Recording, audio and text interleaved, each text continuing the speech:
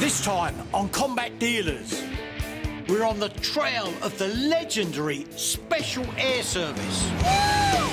Who dares wins, eh?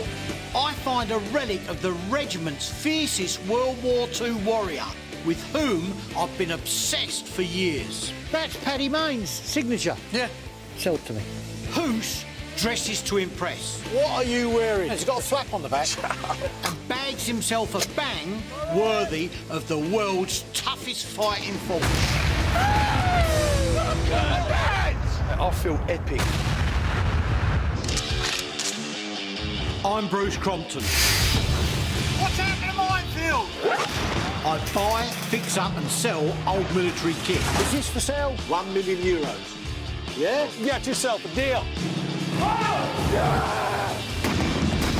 Hoos is my right-hand man. Let's get it done, eh? He keeps an eye on the cash. We've got to make a profit on it. Ex-para Freddy is my weapons expert. Yes. That's not bad, is it? Twins Nick and Phil run the workshop. There ain't a military machine out there they can't fix.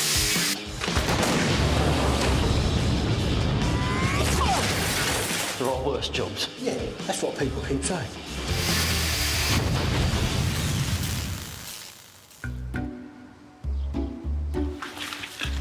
Oh, you are working then? Right, listen carefully. I've just had Mr. Paul Biddiss on the phone. Well, he's the man that does all the Hollywood blockbusters, Born Supremacy, all the Tom Cruise stuff and all that. So they've got a big blockbuster coming up and they need some Second World War stuff. Right. So we're going over the film set. Supplying to the TV and film industry is a big part of what I do. To find out what Paul needs for his World War II project, Hoos and me are heading to where he's training combat extras. Down on one knee. You've just come up to this point. You're now doing the signal. One of Paul's jobs is to teach actors with no military experience how to act like Special Forces soldiers, trained to kill with their bare hands. So, weapons down. He has to put them right the way through their paces so that when they actually get on screen and they say action, the extras know what they're doing in handling weapons, so it looks and is correct. Oh, nice one. Remember, down on one knee straight away. Paul, hello mate. How you doing? Nice to see you. How you It's going? Hoos. Cool. Nice to meet you. How you doing? Right. Nice to meet you. It's nice to come up and see this stuff, obviously, but can you tell us exactly what you're after? So I need you to get me a European World War II SAS Jeep. It's very important that we get the right thing. So how long we got on this? We're looking at a couple of weeks. 2 weeks is tight, isn't it? Listen, he who dares wins. Hey, all right? I know you won't let me down. No, we won't. Take care. Thanks, mate. Bye, mate. Paul's working on a World War II SAS movie, so he's come to the right man. The wartime SAS is one of my biggest military passions. The SAS was the brainchild of a maverick Scottish commando called David Stirling. In the North African campaign of World War II, Stirling had the idea of sending small groups of fearless killer commandos to wreak havoc behind enemy lines. The new unit would be called the Special Air Service, to mislead the enemy into thinking they were regular paratroopers. 2 weeks to deliver an SAS modified World War II Jeep is tough. So I'm headed to my library to find out exactly what they carried. Hoos's first challenge, find me a Jeep. I'm just wondering, mate, if you know of anyone for an Allied Jeep? No? No? All right, no problem, mate. What, none at all? No? Well, you're help, ain't you? James, hello, mate, it's Hoos. How you doing, all right? Please, mate, do you know anyone that can get hold of a Jeep, mate? You've got one? You serious? Mate, I can't believe that, because I have been ringing around all day. So James supplies a lot of our guns, but he's also into SAS stuff big time. So I rang him for a lead for a wartime Jeep and got lucky. Thanks a lot. Bye, mate. God, that's a result, that is, I tell you. So where are we going now then? His name's James. Well, yeah. James Yeah, what? no, What's the name of the firm? Chelmsford Armoury. James from Chelmsford Gun. Yeah. He's a gun dealer. He ain't a Jeep dealer. Right. Hoos is taking me to one of Britain's premier gun dealers to buy a Jeep. But it's got to be in good nick, because we've only got 2 weeks to transform it. The SAS adapted their Jeeps in all sorts of ways. They either ripped off the windscreens altogether or replaced them with armoured ones scavenged from aircraft. They mounted loads of guns and ammo and strapped on extra fuel tanks to increase the range to 1,000 miles. I've had a lifelong interest in the SAS. They were the best of the best. Nothing would beat them. The whole essence of what the SAS is about today comes from those early days in the desert. Commander David Stirling wanted the toughest men wherever he could find them. At its wartime peak, the SAS numbered just 2,500 men.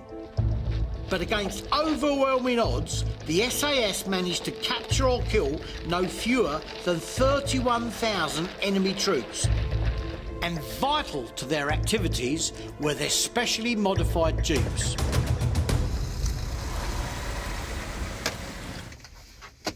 James? Hello, mate. How are we doing? All right? Yeah, how you going? You all right? James. Nice talking to you, mate. Is that it there? Yeah, come and have a look. Oh, it's not complete then. I thought, you know, because you need to do it for the SAS one, you might need to take bits off anyway. Yeah, but I thought it was all, like, put together. Where's the steering wheel and the seats? I'll be straight with you at the moment. If I had the time, we could do it. Yeah. But we just wouldn't have the time with this, mate. I've got just 2 weeks and this Jeep needs a total overhaul. If this trip ain't going to be a complete waste of time, James had better have some good SAS Jeep accessories. I've got a lot of SAS stuff, mainly World War II is mine. Right. Got a set of windproofs. SAS, Windproofs, yeah. World War II. Yeah. You didn't tell me he's got them, did you? I didn't know, he never said nothing. That's better than the Jeep. Yeah, but he didn't say about the windproofs. You got them here? Yeah, you've got me here, in the toilet. Please, that for me. James, in the carsy? Yeah. James, why would you keep windproofs in the carsy? Well, I ran out of room in the office, so I had to put it somewhere. Right, This is what it's... come in here. Look at this. It's got all its wartime labels in it still, so it's all dated. This is actually 100% original. This was bespoke for the SAS, and they're getting hard to find, mate. Captured soldiers are meant to be treated as prisoners of war. But after a series of SAS and commando attacks, Hitler issued the notorious Commando Order. From now on, SAS and other special forces caught behind enemy lines would be immediately shot. In one operation, 27 SAS men were captured and executed. SAS men knew the score, but they still charged into action. And it's their legendary fearlessness that makes this SAS gear so valuable. What sort of money would that set be? For the whole setup like that, you'd be looking about 1,600. Done. I'm happy with that. All right? You happy? At least he's coming out the carsy. No Jeep, but that's not a bad start to what is a pretty long shopping list. European SAS Jeeps had 2 mini-armoured windscreens, armour-plated radiator shields, multiple fuel cans and a serious array of guns. And I have to find as much of that gear as possible to make it perfect for Paul's movie. So these are all your spare parts, bits and pieces. I mean, obviously it's made up of spare parts, accessories. militaria, bayonets. Do you do curling, bruv? Do you know that thing where you go like... Yeah, on the ice, yeah. Bruce, look at that, look. The curling. It's a Vickers machine gun drum. How many more you got than you got? Oh, I don't know. You have Look, to... there's another one here. Get them all out, get them all out. In 1942, in a warehouse in Egypt, the SAS discovered a stash of hefty .303 caliber Vickers K aircraft guns. As an experiment, they mounted them onto vehicles, turning their Jeeps into killing machines. Sterling then ordered 2 to drive right through the middle of a German airfield, taking out 37 enemy planes and blowing up aircraft fuel reserves. What sort of money are these? 495 each. 1,400 quid for the 4. And I think I'm being fair. I'll do 16. I ain't gonna argue that. Yeah? That's great.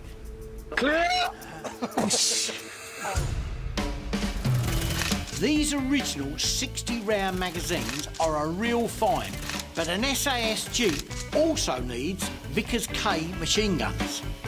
But they never come to market, so I'm ordering reproductions.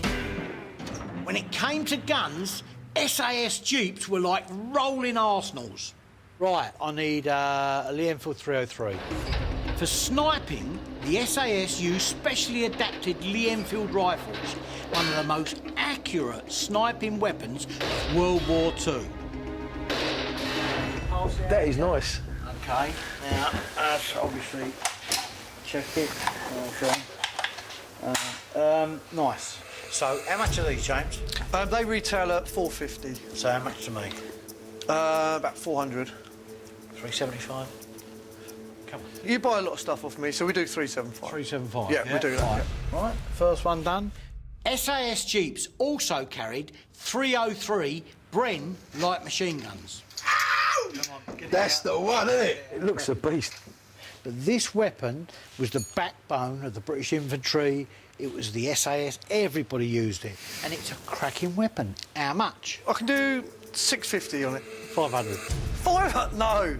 No way, not 500. Come on. No. 600. Come on, look. 550. We ain't finished spending yet. 550. Come on, it's my favourite weapon. Yeah, go on, we do it. 550, yeah? Give me a log there. Oh, that's lovely. Mate, look at that. All right, put that over there. Right, don't damage it. I've just bought it. If I can only find a Jeep, it'll be bristling with guns, just like the real thing. James is banging to the SAS, and he's even got original photographs of their Jeeps. Oos, look. Vickers drum mags on the front of the bonnets. That's cracking. Look at that. So, where's all this lot come from? There's a World War II SAS veteran not in use called Danny Thompson, and this is his certificate to prove he's in the SAS. That's Paddy Main's signature. Yeah. No way. I want this.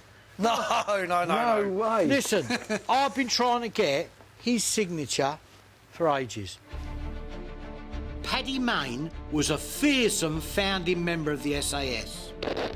I cannot begin to describe the mayhem he caused. The number of enemy he killed, the aircrafts he destroyed, operations he disrupted in Egypt, Libya, Sicily, Italy and France. Paddy was an honourable gentleman, but was also a ruthless killer and tough as nails. Rumour had it that he was also gay, which if discovered would have meant dishonourable discharge or even imprisonment. Sell it to me. No. It's my birthday. It might be. It's Christmas Could be this your week. birthday, Yeah. Christmas all together. I'll sell you who's. I will sell you who's. That's steep. That's steep. I totally understand why James won't sell me Paddy's signature. I wouldn't let anybody get their hands on it either. What sort of money are you looking for this? Really about 14. Try it on. Probably fit you. Lovely, I'll have that. That's great. Where's your hands? I'm on a mission to meticulously recreate a World War II SAS modified Jeep for a Hollywood movie. And I've only got 2 weeks to find and transform it. Hello, you got some news? Oh, Bruce, yes, you're going to like this. This is really good news. Gavin Copeland. What about He him? has just bought Jeep Parts UK. He's got a 1944 Jeep down there. Do me a favour, get on the phone, tell him I'll be down there tomorrow. All right, well done, mate. OK. No one could beat the Americans when it came to industrial production. During the war, they handed more than 50,000 Jeeps to the Allies. Yankee soldiers called them Jeeps, and the world will be seeing a lot of them. The Jeeps were produced by 2 companies, Willys and Ford, but they followed one simple universal design. so that the same spare parts could be used to mend any Jeep.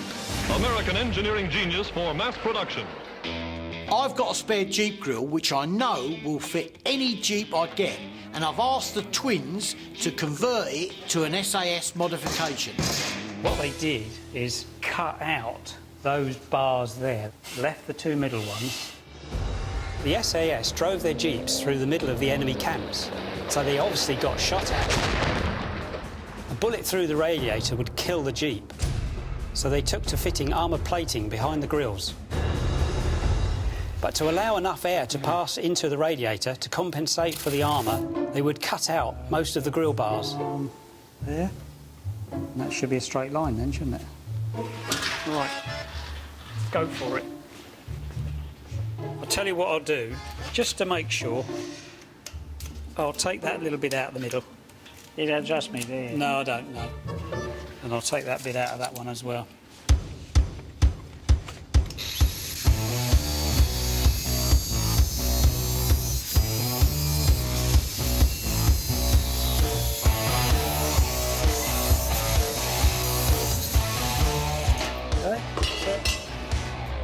They must have put a bit of thought into this, keeping these two bars in the middle to keep the integrity and the strength.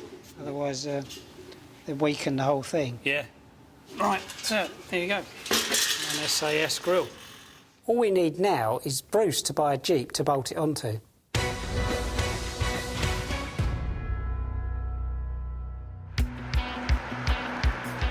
Me and Freddie are off to see Gavin Copeland, one of the UK's preeminent Jeep experts. So I'm hoping his will be the Jeep I'm looking for. I don't think he's going to have all the buttons and bells on that we need, the windscreens, the machine gun arms, all that, but at least it's the starting place. Lovely. Let's go and have a look here. It looks like a fair old operation here. I've known Gavin for years, but he's only just bought Britain's biggest Jeep warehouse, so I'm intrigued to see it. Hello, Gavin. Hello there. Hello, mate. We're here to look at Jeep. Yeah. Is this it? This will be the one. Is this a runner? We need a bit of tinkering, but she's very genuine. Yeah, of course we can have a look at it. Is it a wartime engine? Wartime, yeah. Is it a Ford or a Willys? Complete 4G, yeah. Yes. It looks nice, mate. Yeah, no. Original combat rims. Original tub, of course. By May 1943, the Desert War was over. So the SAS was sent to cause havoc in Europe. No more desert camo. In Europe, they painted their Jeeps green. What sort of money are you looking for this? Really about 14, to be honest. I was going to say 10. I was saying 14. 14 grand? That feels like an SAS-style surprise attack. I'll tell you what I'll do, right? So we're not mucking about, right? I'll go to 12 grand. Yeah, that's fine. 12 grand. Happy with done. that. We've finally got our Jeep, but turning it into an SAS vehicle is where the hard work starts. Time to get online and order the repro guns and windshields. Gavin says here's some other stuff we'll need to turn it into an authentic SAS vehicle. Camo net? Wartime, yeah? Wartime. A European warfare SAS Jeep would have had one of these on. Well, a cam net's a really simple way of breaking up the silhouette of the vehicle and making it blend in with its surroundings.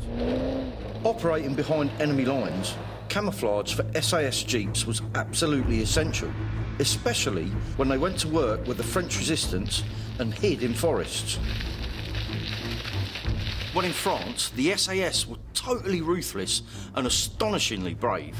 On one occasion, two SAS Jeeps were heading towards a village called Les Ormes when they were flagged down by a distraught Frenchwoman. She warned them of 250 SS troops in the village, about to shoot 20 innocent people. Instead of turning around, the SAS raced their Jeeps into the town, took out 60 SS men and released the hostages. The SAS lost just one man, Lance Corporal James Curley Hall. How much are they? 100. £100? I thought you were going to say 20, 30 quid. No. Is that the best you can do on him?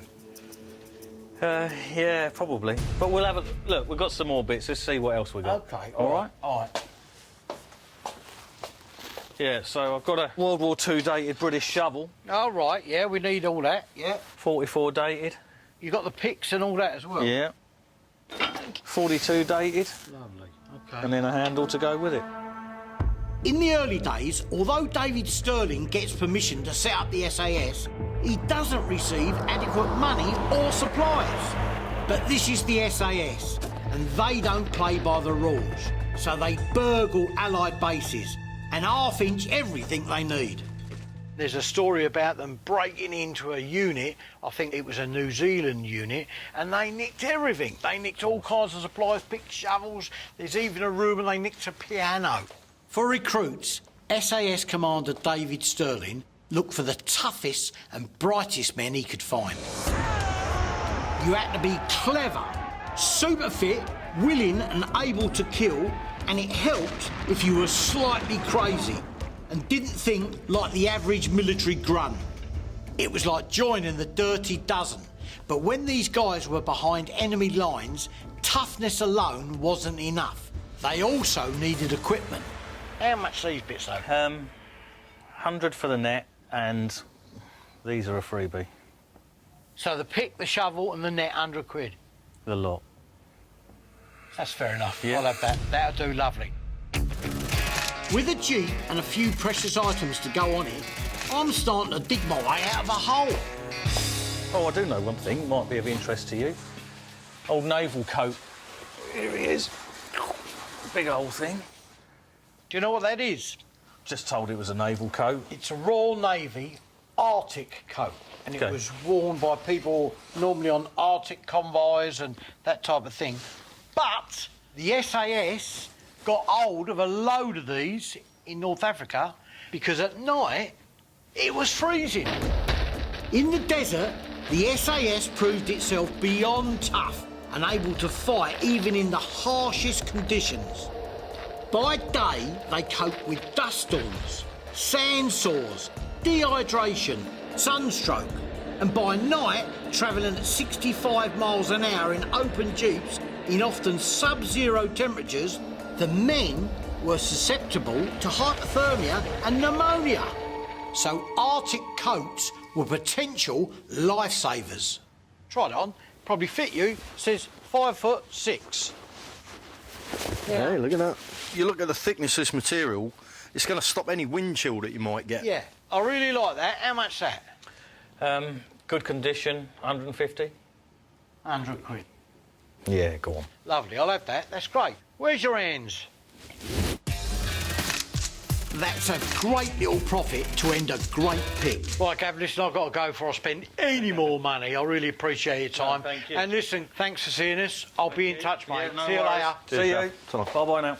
Gavin's going to send the Jeep on a low loader so the twins can start transforming it into its SAS specification. We'll do it pink then. I think Bruce would like that pink. I reckon he would, yeah. Underwear. Freddie, can you just try these on? I think I'll pass on them ones. Hiya, how you doing? Oh, it turned up then? Yeah. Been busy. Oh, yeah, right, OK. Yeah, I think old Bruce did well on this one. This is a good basis for this project, definitely. The Jeep Bruce bought has finally been delivered, so now we can get cracking on turning it into an SAS vehicle. It looks good, but to check it's in A1 mechanical condition, we need to strip it down to see if there's anything lurking beneath. It's been hand-painted? Yeah, it's a shame, really. It shouldn't be hand-painted. All American stuff was sprayed at the factory. That's why they managed to produce so many of them. You can see a difference in colour there. Yeah, I mean, this is what it should be like, and this is what they've done. It just looks completely wrong. In World War II, SAS Jeeps were either factory green to camouflage them in the forests of Europe, or they were sandy to blend better with the deserts of the Middle East. But in the late 1960s, when using Land Rovers, that changed. They used to paint them pink, they reckoned, in the desert. Pink?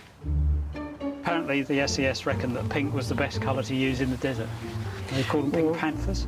The idea of using pink camo came from World War II Royal Navy battleships, painted what was called Mountbatten pink, to make vessels harder to see at dawn and dusk. The SAS believed pink hid their jeeps on sand, So they used it until the 1980s. We'll do it pink then. Yeah, I think Bruce would like that pink. I reckon he would, yeah. Good, wouldn't it? Maybe not. This one's definitely going to be green. Right, just lift off. Should do. All right, over towards you, over there. A moment.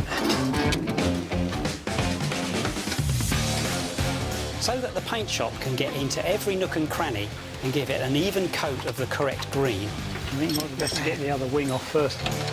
All the sections of the Jeep that can come off need to. Down there as well. Luckily, the Jeep was designed to be quickly stripped down, so parts could be replaced or repaired in the field, often by the SAS themselves. Right, let's just pop that down there.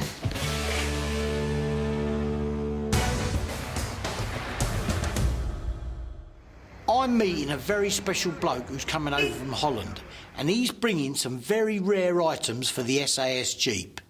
He's a special forces collector and gets his hands on really rare stuff. Trouble is, to make sure we're not beaten to any of the best items, we arrive at Stoneleigh Militaria show at stupid o'clock. Freddie said he needs some more beauty sleep, but I'm betting it didn't work, because he's still got a face for a radio. Ah, morning. How'd you get on? Well, it's early. Did you sleep well in there? Not at all. Is that tea or coffee? It's tea. It's really nice, bit sweet for you. So I'll wait round the back with you. Big fairs like Stoneleigh Militaria are the lifeblood of my industry. There are almost 400 stalls here, and in this game, it's not what you know, but who you know that gets you face to face with the rarest stuff. And I know Special Forces Supremo Mark Van Til. Mr. Mark, how the devil are you, sir? All right? All right, remember Freddie? Hello, Mark. Good to see you again. Thanks for bringing that stuff. You have brought it, haven't you? Yeah? Yeah? Nice Bergen. Oh, it is nice, isn't it? The SAS kept their personal belongings in their Bergens. The bag's named after a Norwegian inventor who patented the framed rucksack in 1909. Some of the items the SAS kept in their Bergens were standard issue. Others were bespoke Special Forces equipment. What have you put in there, then? Everything. Oh, right. Scarf. Camo scarf, field dressings. Emergency rations. Oh, emergency rations, wartime, yeah. There's needles. Sewing kit, yeah. Flashlight. I've never seen one of Wow. those. Little button on the top for Morse code. I don't know how you find the stuff, I really don't. Personal kit. Lovely. Underwear. Freddie, can you just try these on? I think I'll pass on them ones. Thanks, boss, but wearing 70-year-old soldier pants is one perk I'm willing to forego. Have a look at the toggle rope. Lovely. There you go. So this is a toggle rope, so all paratroopers, SAS, commandos carried these. You could collect that. You know, they could make all kinds of things. By having these shorter lengths of rope, it saves one bloke carrying 50 metres or so, you know? Joining their 6-foot-long toggle ropes enabled the SAS to make longer ropes for scaling walls and making rope bridges. The thing is, Mark, it's all about the price. How much for the lot? I was thinking roughly about 800. It's really hard to try and find this sort of kit in such amazing condition, but 800 quid is well over the odds. What about if I said £500? 650. You meet in the middle. £650. That's an original toggle rope. It's all there. It's all in perfect shape. All right, I can live with that. Thanks, Mark. £650. These items will really add to the Jeep's World War II authenticity. It's all going to plan here, but I just hope the twins have got that Jeep back from the paint shop so I can deliver it on time. Hey up. Oh yeah. How's it going? The paint shop has done us a favour and sprayed the Jeep overnight. The armoured grille fits like a glove. And reproduction Vickers gun and armoured windshield that Bruce ordered has arrived. Looking good, eh? It's going to be heavy, isn't it? Oh yeah, everything's heavy. Okay. Oh, this is a nice little setup, isn't it? All repro, but that's well made. Down there somewhere. Yeah. Yeah, it's got all the connections and pipes. This one's gas operated, so it actually fires so you get the noise. Oh, wow. Imagine it'd be difficult to find this stuff original. I wouldn't think you'd find it. Yeah, no, it's good. Right, all we got to do is get them on there.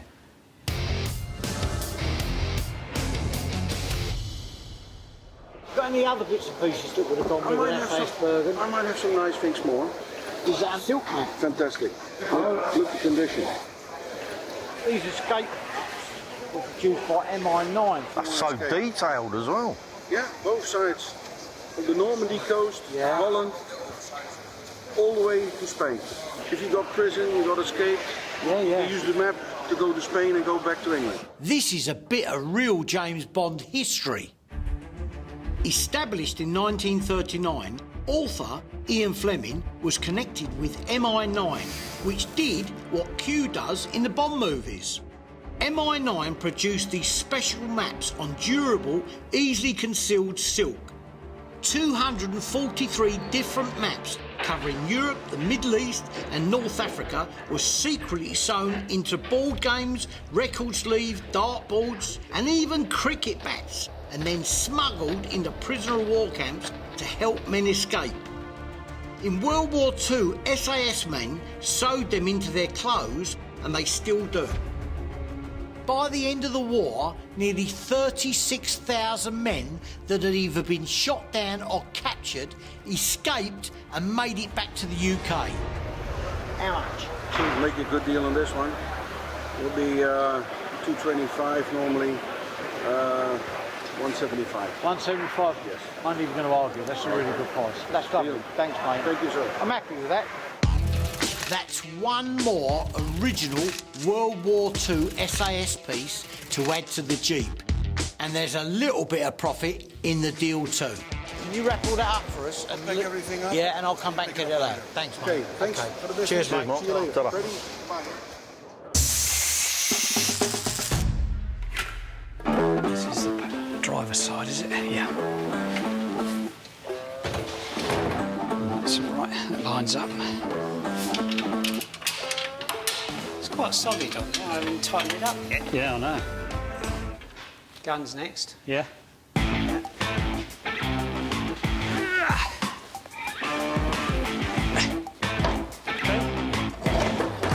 Is it down? Yeah. You go from this side, I'll go. It's got really high. Right.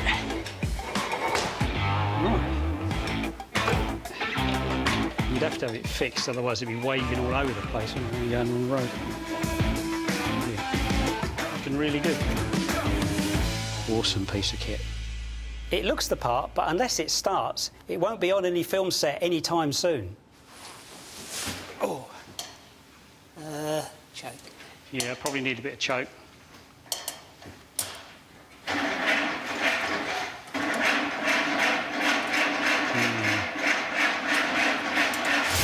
Yeah. The Jeep's L134 Go Devil engine gave it a top speed of 65 miles an hour. Brilliant, superb. That's good. No leaks that I can see from here. No, that's running well. Who dares wins, though? There goes. Am I firing this? Yeah. Seriously? Yeah.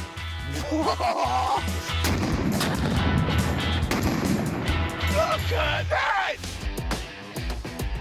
It's the moment of truth. I reckon this Jeep's bang on to represent the SAS in a wartime movie. But in this game, it's always the customer that's right. Right, Paul, hopefully you're going to be really pleased. We found a wartime Jeep. It was configured for the airborne units, right? But we've converted it with all the bits and pieces you require, OK, to meet the specs you laid down. We've even got Oos dressed in an authentic... Who dares wins, eh? Arctic coat, which the SAS wore. What we've done, we've got the mountings on, we've got the shovel and spade, you've got the cutaway grille with the armoured slats on, the armoured screen with the visors. Now, obviously, these are repro. It's got the complete armoured windscreen on with the mount for the Vickers cage. All that you need to pass this off as a wartime SAS Jeep being used in France, Germany, Belgium, Holland is here. I'm really pleased with it. You've certainly come out with the goods here. I mean, these are great. Yeah, they are. I mean, it just shows you, with a few accessories, you know, you can turn a standard Jeep into a World War II SAS Jeep. So I hope you're really happy with it. Yeah, I'm really chuffed. The SAS is a passion, so I love the idea of a movie telling the story of the regiment's early days. So this sale's not about making big money, although a little would be nice.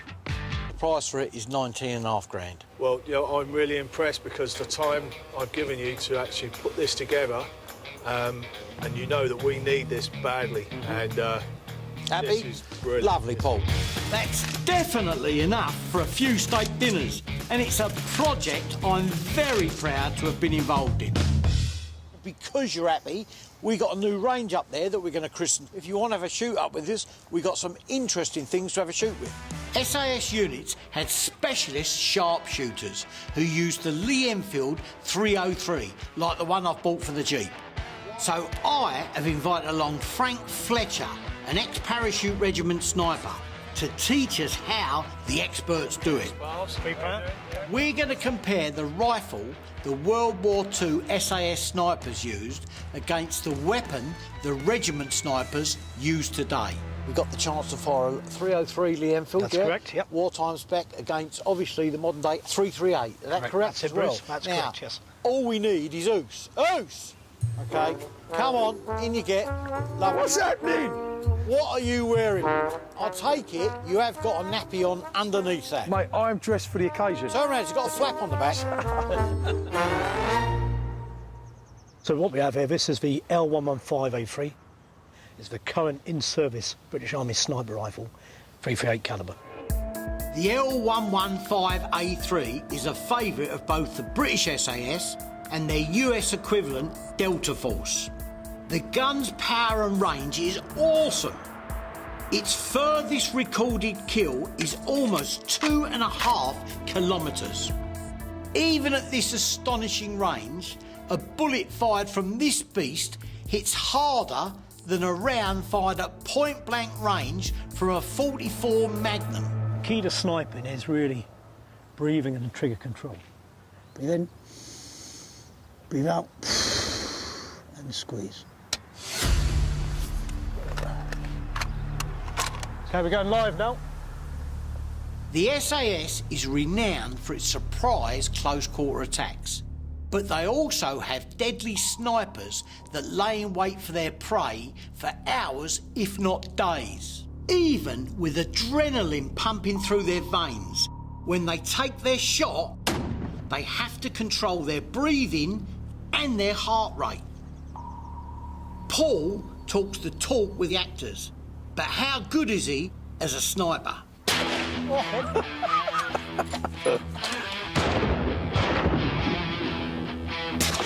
Shot.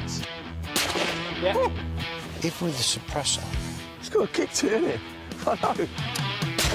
Good shot. Brilliant. Well done, mate. Every shot bang on. Okay, here we go. Do then, Frank.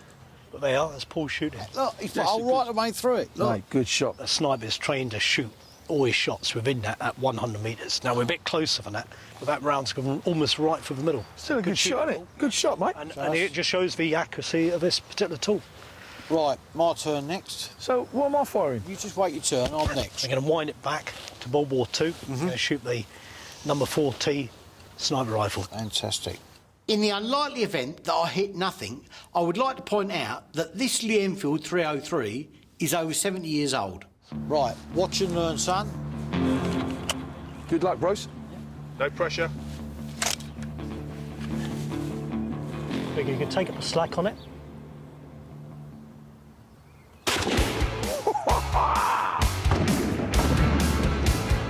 See the middle target? Yep. At 1 o'clock. That's where it went, yeah? Yeah. It just shows the inconsistency of this compared to the other one. OK, if you aim this down and this right. Same place again. Squeeze, squeeze, squeeze. You can hear it, isn't he?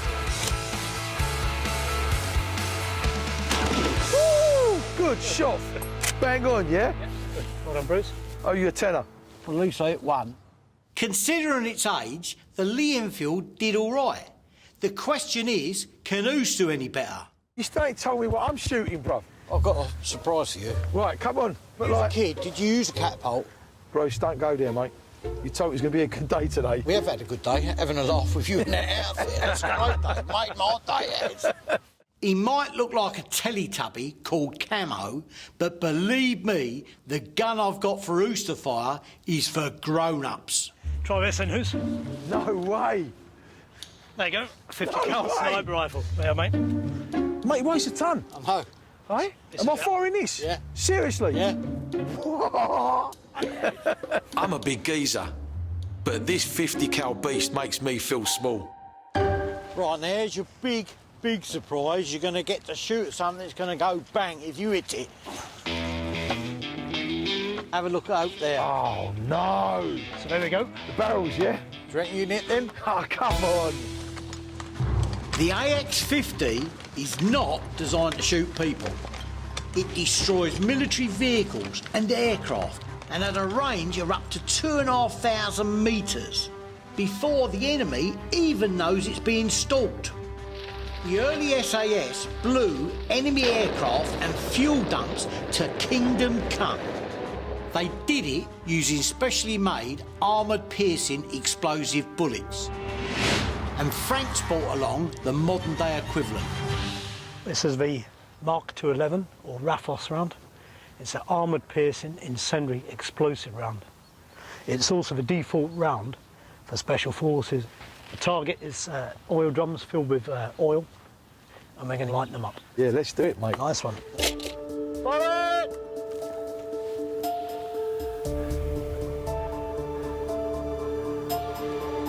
Squeeze, squeeze, squeeze.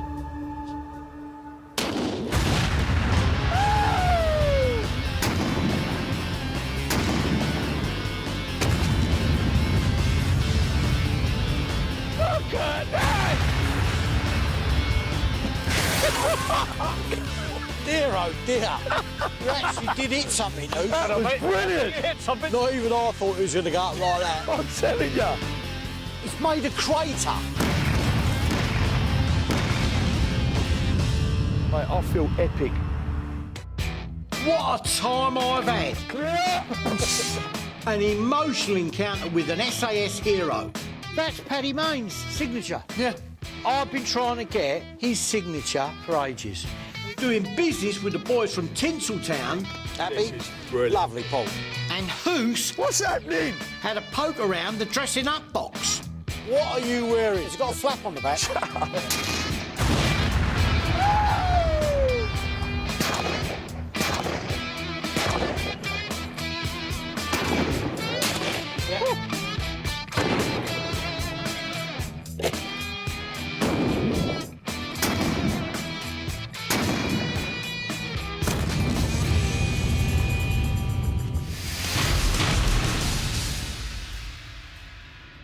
This time on Combat Dealers. How deep we gonna go?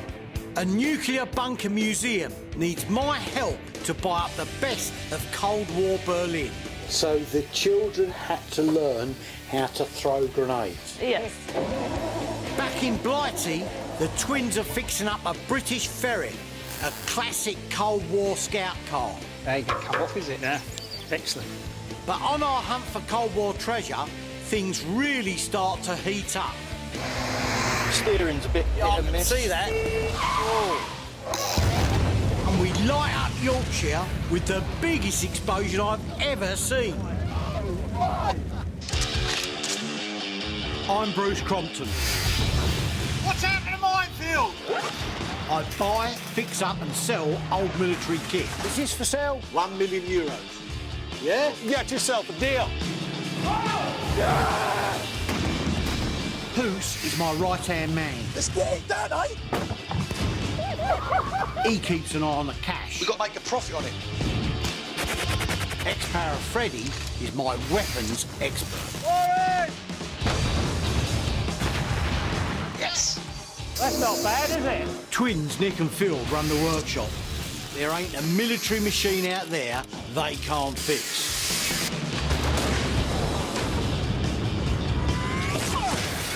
There are worse jobs. Yeah, that's what people keep saying.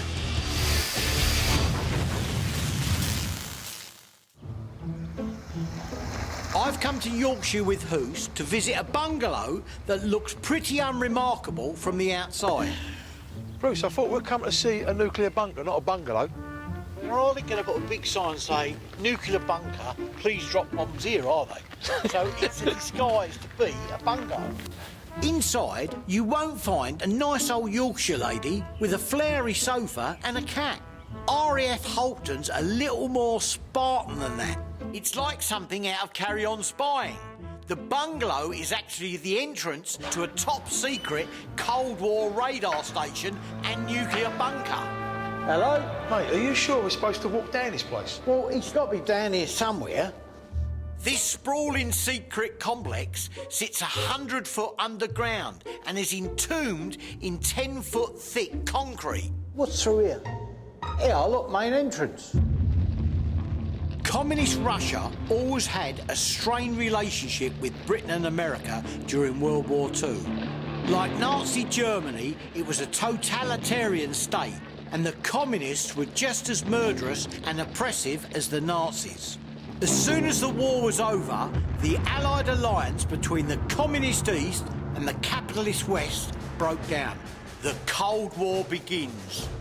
A Russian spy steals America's nuclear secrets, and by 1949, the standoff between the East and the West threatens to destroy the world. And in the event of an apocalyptic nuclear war, it was to be fought from places like this. How deep are we going to go? Well, it's a nuclear bunker. They're deep, aren't they? After the Cold War had ended, this bunker was sold off. It's since been developed into a museum, and co-owner John wants a hand finding some new exhibits. John. Bruce!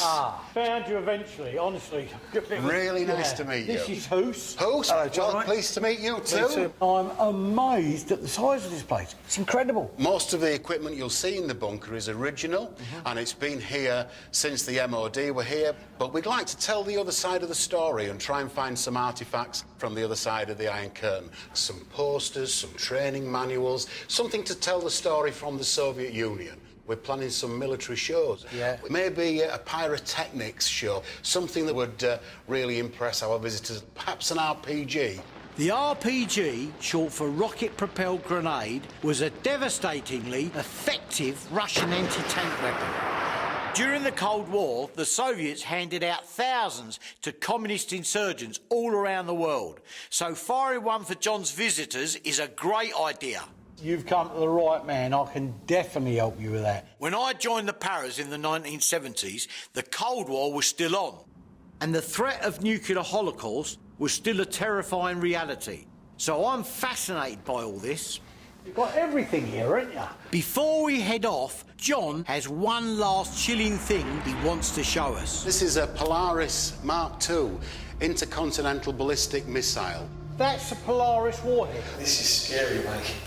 You've got to understand Unbelievable. what that object was capable of doing. That's a nuclear device. Now, that single item would probably wipe out half of London. The standoff between the East and the West was given a very scary name, MAD, or Mutually Assured Destruction. The launch of just one nuclear missile from either side would trigger total nuclear war. Kaboom! The world comes to an end. Britain would be a smouldering radioactive wasteland, with a few unlikely survivors in strange suits coming out the front door of this bungalow. Man, oh man. I've never seen one. It's terrifying. I find that fascinating. Really interesting. Thanks for that, John. I appreciate that. You're very welcome, Bruce.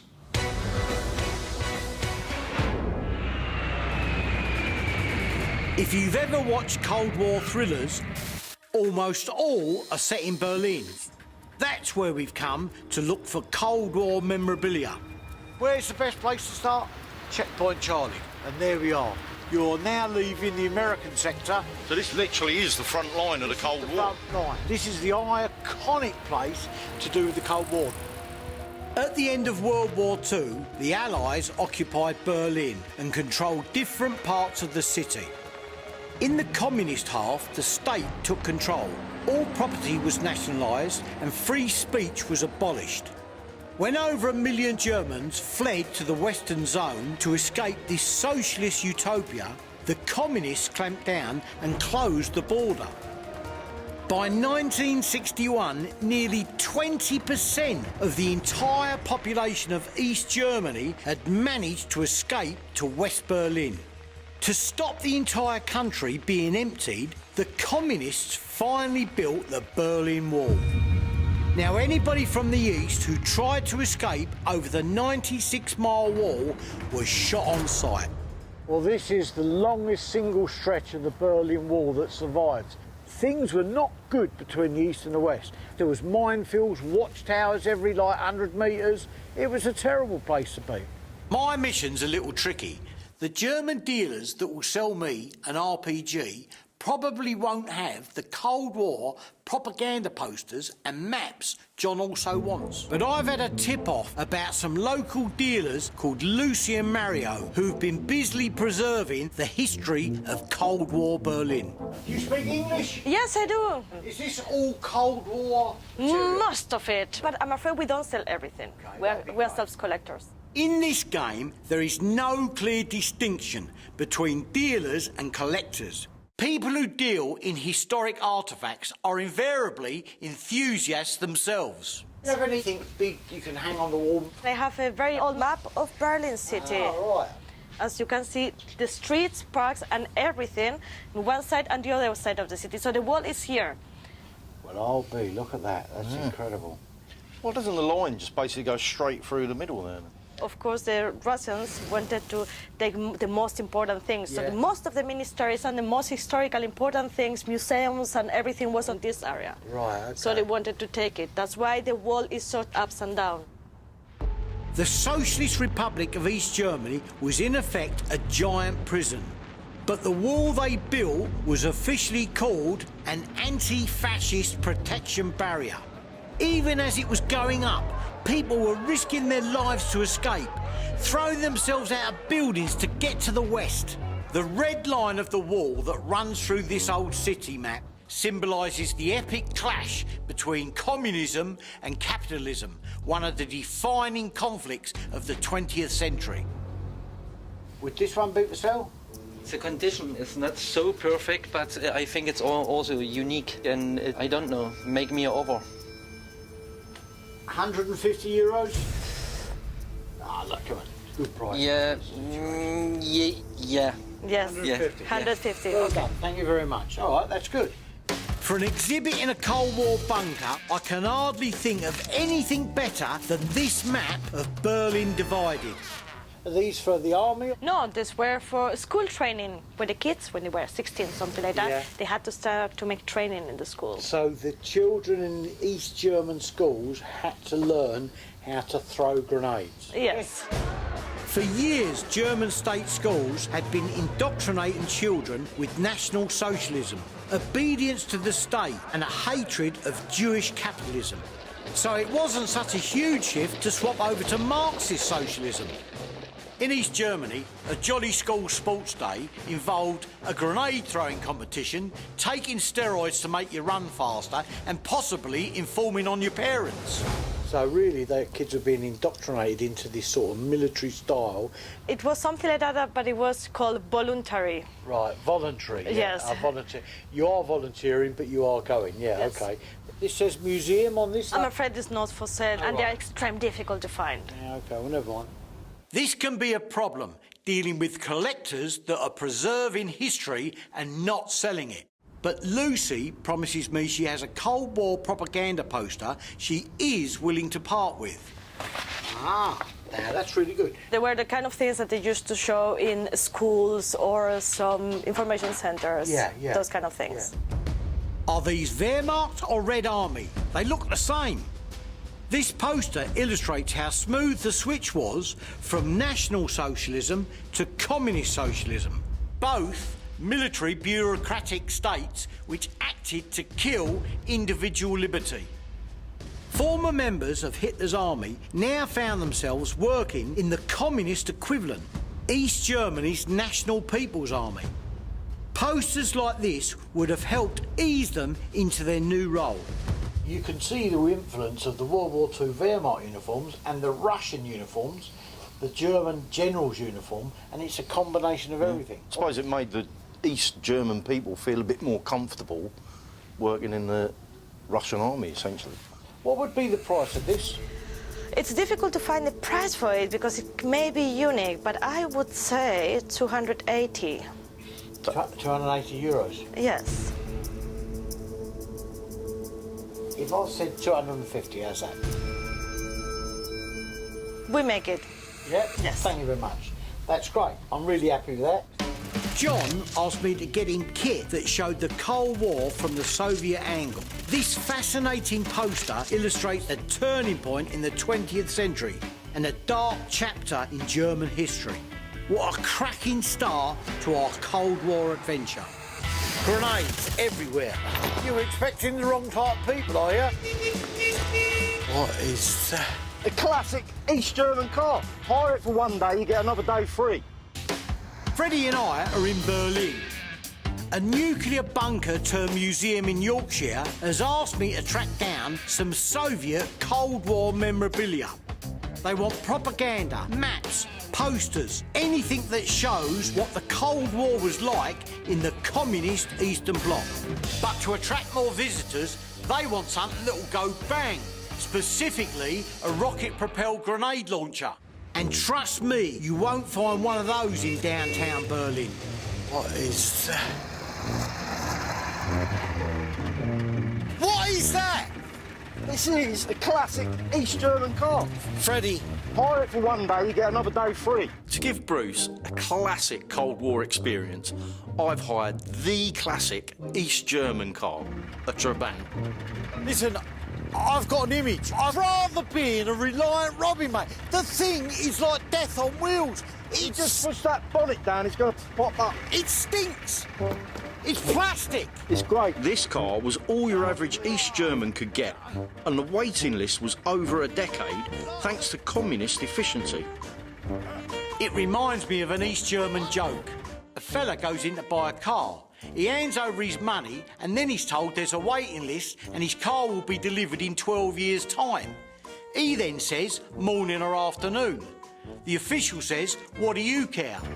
Fella says, well, I've got a plumber coming in the morning. The communists claimed that capitalism was enslaving and impoverishing the workers. Socialism, on the other hand, would liberate them and make them prosperous. This car pretty much sums that up. How fast did he say it goes?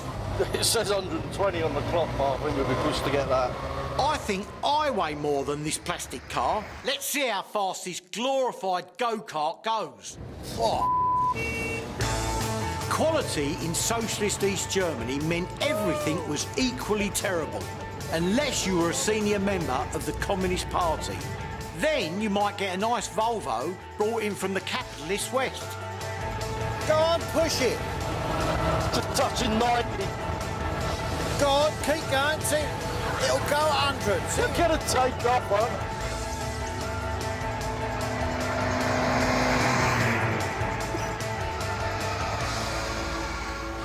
Steering's a bit Yeah, I hit and can miss. see that. Right, should this thing get us there, we're off to see my mate Rennie. Remember Rennie the Nutter? Yeah. Now, what I'm hoping to get from him is an RPG. I called him Rennie the Nutter because once he blew himself up trying to deactivate a 75mm anti-tank round. Oh. This thing will topple over.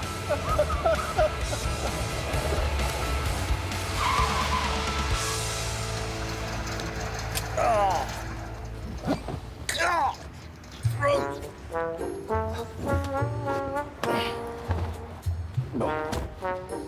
That thing's killing me. Put the handbrake on. Oh, my back. Oh. All right. Have a having a quick stretch out before meeting Rene allows me to give the twins their Cold War mission. Hello, Bruce. Hello, Phil. I'm getting right stuck into this Cold War stuff.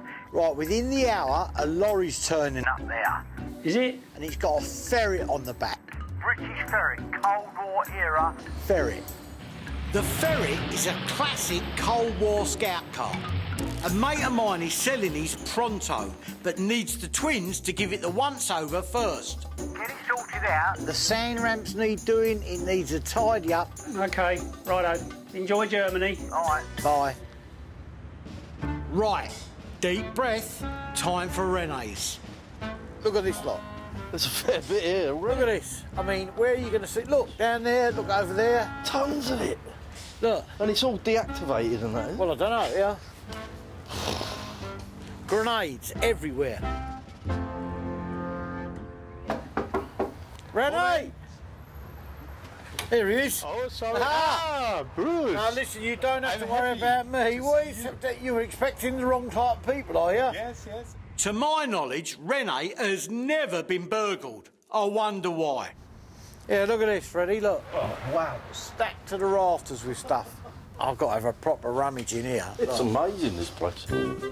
Rene is a munitions man who has scoured the former Eastern Bloc buying up Cold War weapons. After the wall came down, there was a lot of surplus kit.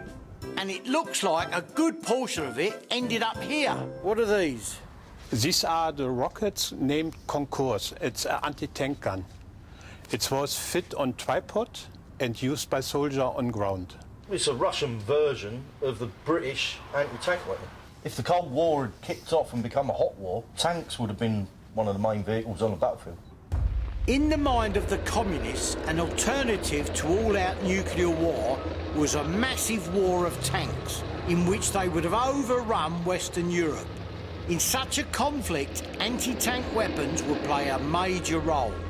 As a Cold War museum exhibit, this would be perfect. How much are these? These are 1,000 €. 1,000 euros. But there is a little problem with that, though, Bruce. I'm not sure it's going to fit in the boot of the Tremaine. No, I don't think so. I know where I'd like to put it, but that's another thing, right? 1,000 euros is great. Rene, thank you, sir. That's great. I'll have that. Thank you. I'm not haggling over that. If the price is more than fair, don't quibble, especially with Rene. Now for what I really need. Rene, I saw coming in here, you've got RPGs, yeah? I mean, this is really what I've come for. This is an RPG-7, yeah? This is a real RPG-7. That's perfect. Have a look. You've got to use this because it's been in almost every conflict from the Vietnam War to Afghanistan. Yeah. This RPG looks brand new, and that's because a lot of Cold War weapons produced by the Soviets thankfully never saw any action. But hopefully this one will in Yorkshire. That's perfect, Rene. The RPG-7, the bag and all the rockets, what is the price for it all? In the moment, the complete set, I would like to sell for 1,500 €. 1,500. Can we make a little bit less? But I would make my best, it's around 1,300 €, but this is the final price. That's fine. Thank you very much, Rene, that's great. This RPG is a classic Cold War weapon for the museum. And though blowing up a tank might be a bit ambitious, I'm sure we can do something suitably destructive to an old banger. Ideally, a trebang. Rene, what is this? This is a border sign you have on the entry on the border to East Germany. That would be perfect. The story of the border guards is incredible. 50,000 East German armed guards patrolled the wall, but even the guards themselves wanted to escape to the west. To stop this happening, guards were forced to do everything in pairs, and who you patrolled with was always changing. So your partner was likely a stranger who could never be trusted. If one guy tried to escape, the other one had to shoot him. That would be perfect in his museum. Is that for sale, Rene? I like to have it in the bunker, so I can give you offer 200 € fixed. 200 €? Yeah. I'm going to argue with that. Thank you, sir. That's really good. That's perfect for me. An East German sign made to the usual low standard. This is to the world of signs what the Trabant is to the world of cars. This is the same as Trabant material? Plastic elastic. Plastic elastic. That's his new nickname, Freddie the Elastic. I would normally put this in the boot of the car, but for the last few miles, the Trabant has been making a strange noise, like a depressed rabbit with a chest infection. So Rennie kindly agrees to ship the stuff over to Blighty for me. Has this got any petrol in it? Right, listen, I've had enough of this thing. Oh, let's just come and get it later on. I know it's not been as good as it could have been, but it's a Cold War experience, Bruce. It's a pain in the arse experience. It's a pain in the arse Hopefully experience. the next one's going to be better. Right, where is it then? The Ferret's turned up. It belongs to a collector mate of Bruce's in Kent. Apparently it needs some welding and repairs done before it's sold in a week. Oh, here we go. This is it. Call a Ferret. This is a Ferret, yeah. It's in relatively good condition and 100% authentic, so we want to keep the fix as light touch as possible. If you've got an old working vehicle, you can actually reduce the value by making it look new. It's a 60s sort of scout car, Cold War thing. The Mark III Ferret is a British armoured car built by Daimler. It took over from the so-called Dingo used in World War II. The Ferret was deployed as a scout car by the British in Cold War West Germany. These are sand ramps they use just to get themselves out of trouble on loose ground. They would just lay them under the wheels and it gives them extra grip. These ramps are just the thing for driving over an urban wasteland, devastated by a nuclear bomb. But they shouldn't be on the engine cover. They should be attached to the front. Where's the post gone? A bit. Yeah. It's not very good, is it? Doesn't help being bent. No. Yeah, you're definitely going to need the other one for there. That's going to fall off. No wonder the sand ramps weren't attached. One of the handles to hold them in place is bent. The other is missing in action. Let's hope that's all we have to deal with. OK, we'll give it a wind over, see what happens.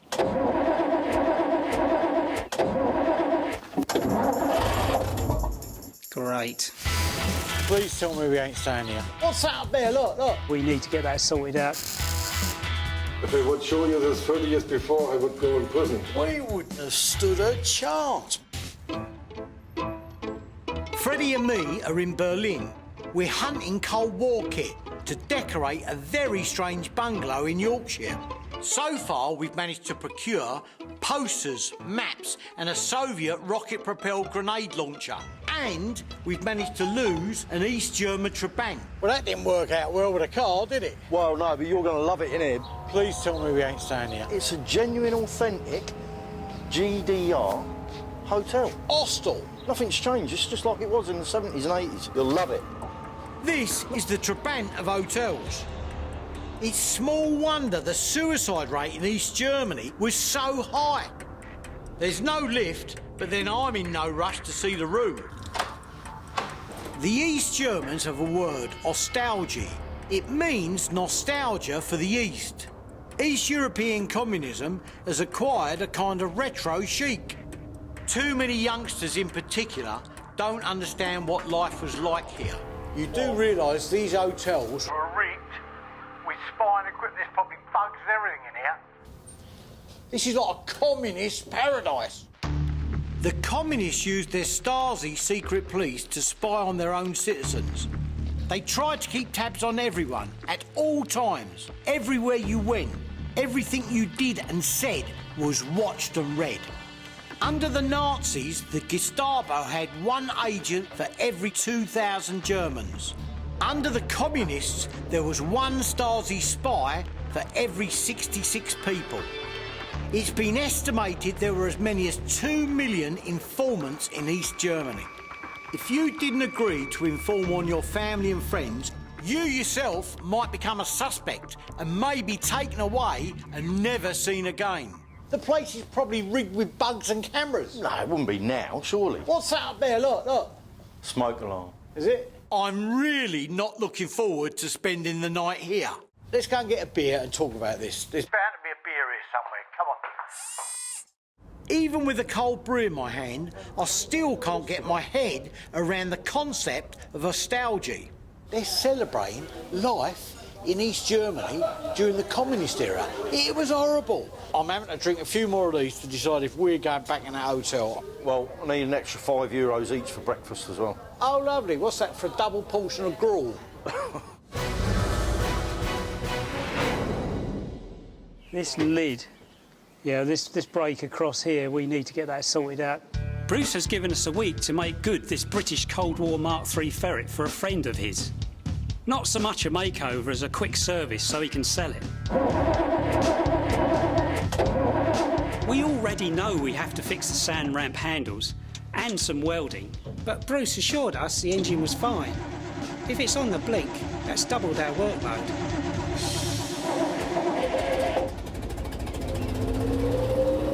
Well, that's not bad, is it? Thank goodness for that. Well, that sounds pretty good. The Ferret is very popular with amateur restorers because you can pick one up for about 20 grand and they're fully road legal. The first problem I'll tackle is the sand ramp handles. If you straighten that out, I'll see you in a bit.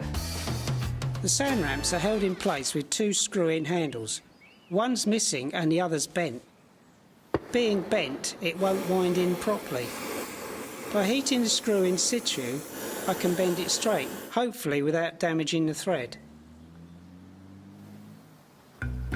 As for the missing one, I'm using steel rod to make another handle from scratch.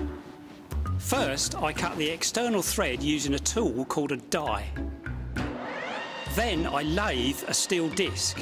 It's this part of the handle that will hold the ramps firm. Straighten this one out. Yeah? OK, well, I've machined up all the bits for the other one. It's going to need a weld round here, obviously warmed up and then bent the same as that one. OK. Rightio. While Nick welds, I'm sandblasting the original handle he's just straightened. This will remove any old paint and grime, leaving the surface ready for painting. That's come up all right. Cleaned up, yes, looks good. Now is the nerve-wracking bit. Using a bit of old tube as a lever, I inch the handle over. This is where it could all go wrong. Snapping Nick's weld, or worse, the whole handle. Luckily, I'm a dab hand with the torch. That's it. Good? Yeah. Back in Berlin, we're heading for our next pick. We're on our way to see Mario, a Cold War expert who was actually born in East Germany and did his national service in the GDR army.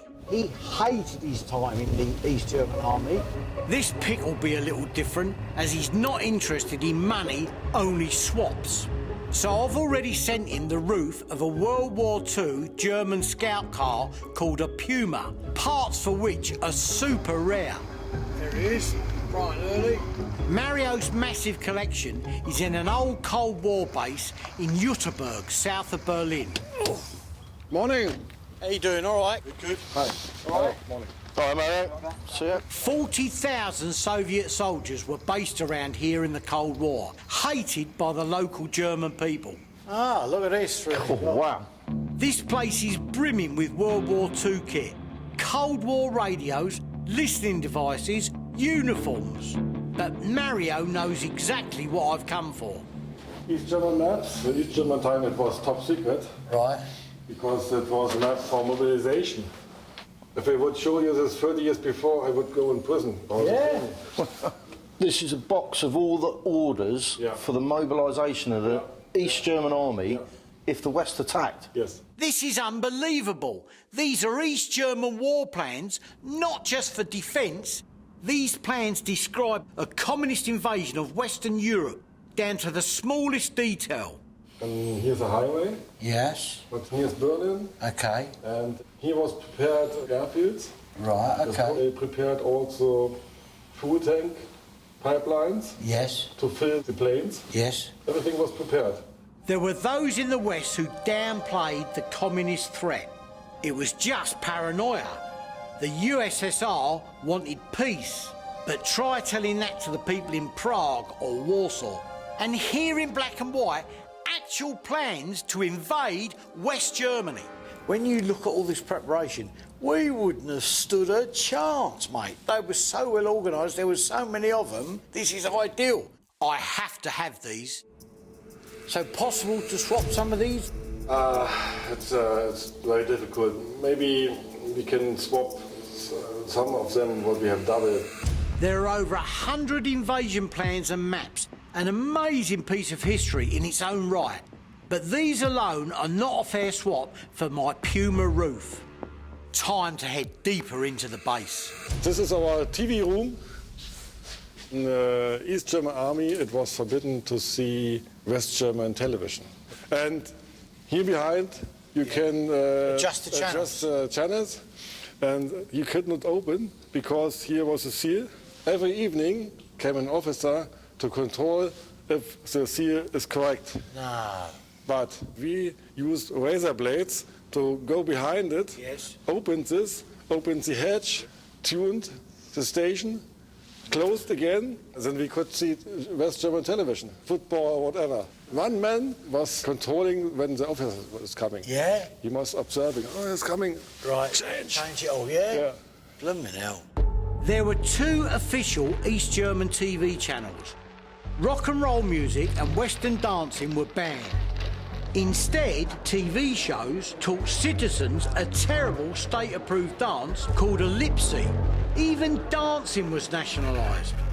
Despite the threat of being informed on, many households turned their TV antenna west every evening. It was obvious from the TV that life was 1,000 times more exciting and free in the capitalist West. What was your punishment if you were caught? You could go in jail. Just for watching the television over Yeah, there? it would be possible. Oh, that's great, but that's not for my man, so let's keep looking anyway. What is this, Mario? Ah, this is a tank trainer for the gunner.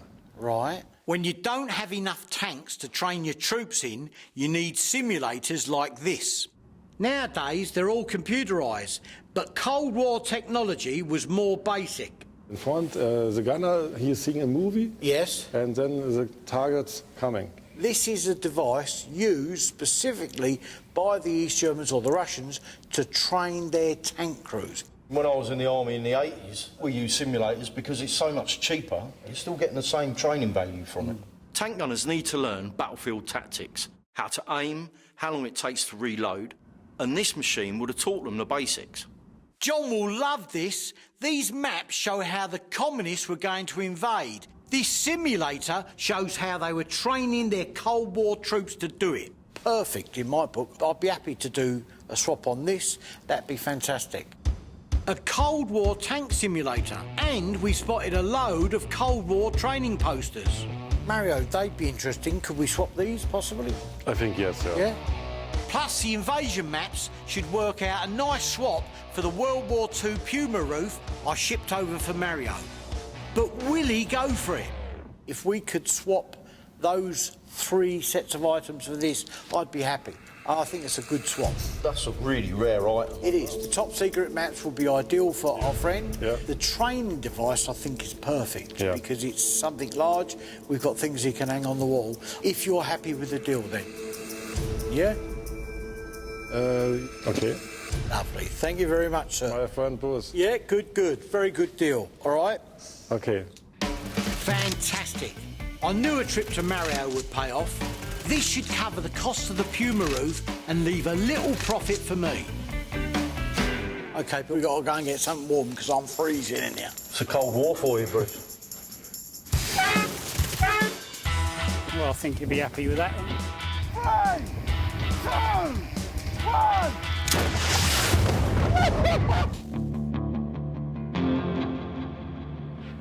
Get it cooled down first.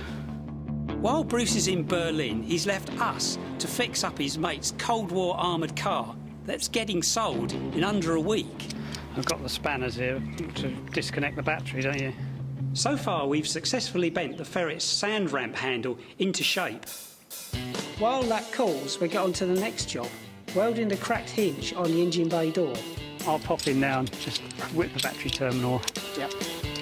Wire welding, aka MIG welding, requires an electrical current passing through the metal being welded.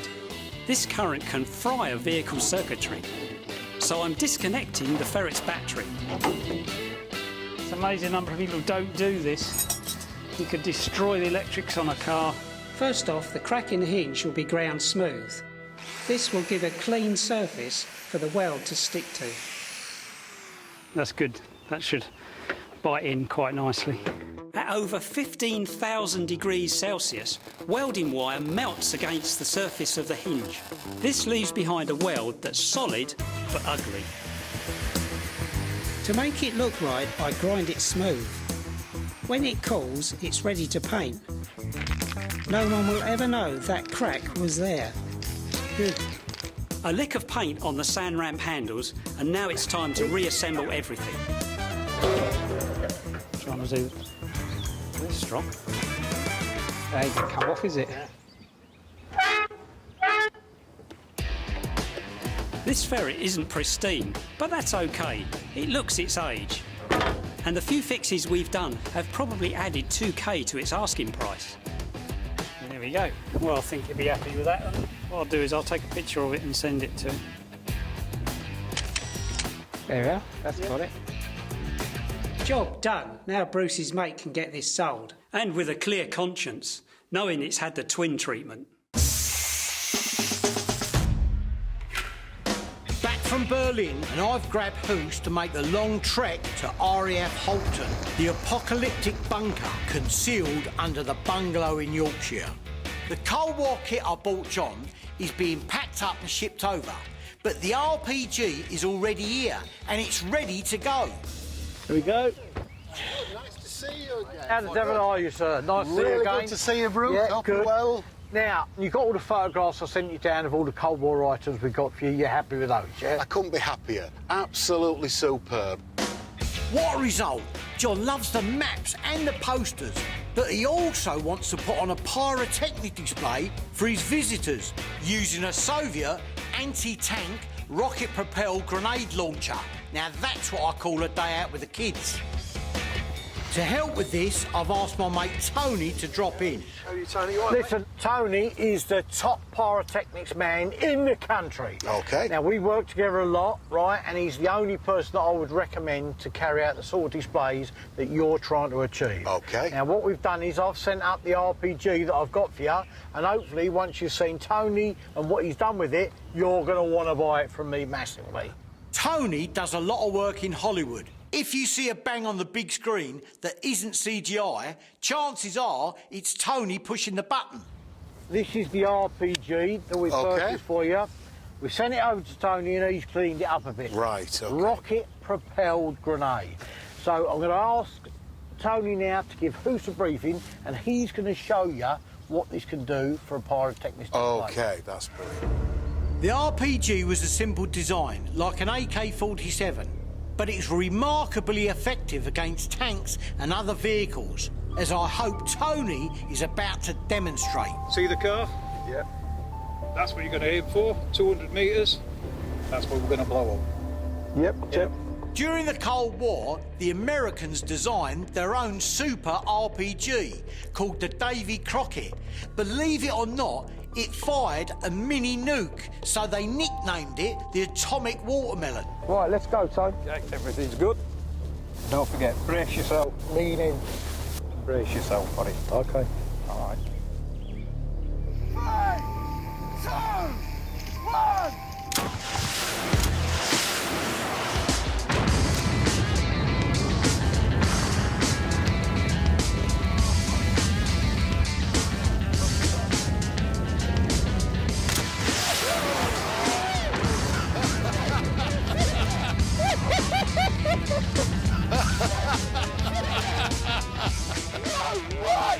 That was wicked! Look at the car!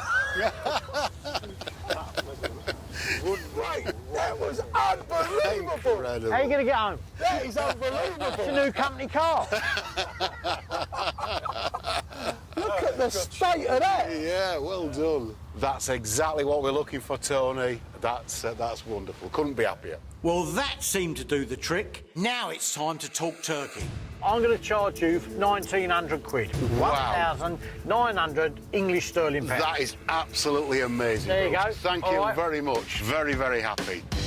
Beautiful. I bought the RPG and all its accessories for just over £1,000. I'm well in profit. But we're not finished yet. Tony's laid on a very special treat for us. No less than our own atomic explosion, or as near as you can get to one without wiping out the whole of Yorkshire. We're going to build you a SNES, a simulated nuclear explosion, OK? Wow. During the Cold War, SNES explosions were used to prepare the troops for witnessing the horrors of a real nuclear explosion. But both the US and British militaries went one step further, exposing thousands of soldiers to the real thing. Anyway, let's get back to blowing up Yorkshire. If you like it, the crowd's going to love it. Wow, I can't wait to see this. Let's do it. Let's go and do it. Brilliant. Tony has a slight mad glint in his eye. I hope he hasn't gone overboard with the simulated atomic bomb blast. Everyone ready? OK. After 3, 2, 1, fire!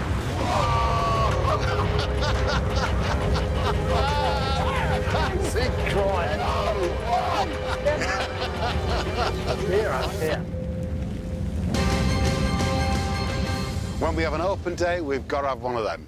Our visitors are going to absolutely love that. Thank you very much. That's excellent. You don't get that at Legoland. What a Berlin bonanza we've had. That's a Polaris warhead. This is scary, mate. Travelling and picking from behind the Iron Curtain. The place is probably rigged with bugs and cameras. What's that up there? Look, look. Smoke alarm. Is it? Also, I can kit out a Cold War bunker and entertain the crowds. How are you going to get home? That is unbelievable. It's a new company car.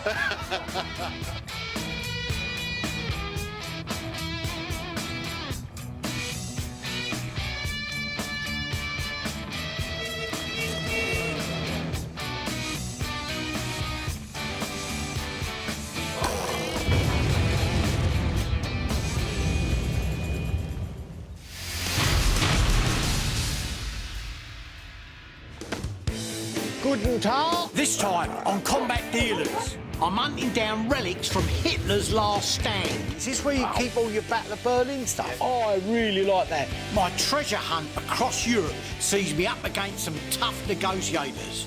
Is this one for sale? Is it cheap? How much? No, it's €700. If I said 1,500. No. And I'll come face to face with some sinister stuff. Is that a Hitler head? Before firing one of the most feared guns of World War II. Fire! That's a bang, bro! I'm Bruce Crompton. Watch out for the minefield! I buy, fix up and sell old military kit. Is this for sale? €1 million. Yeah? Get yourself a deal. Hoos is my right-hand man. Let's get it done, eh? He keeps an eye on the cash. We've got to make a profit on it. Ex-Para Freddy is my weapons expert. Yes. That's not bad, is it? Twins Nick and Phil run the workshop. There ain't a military machine out there they can't fix.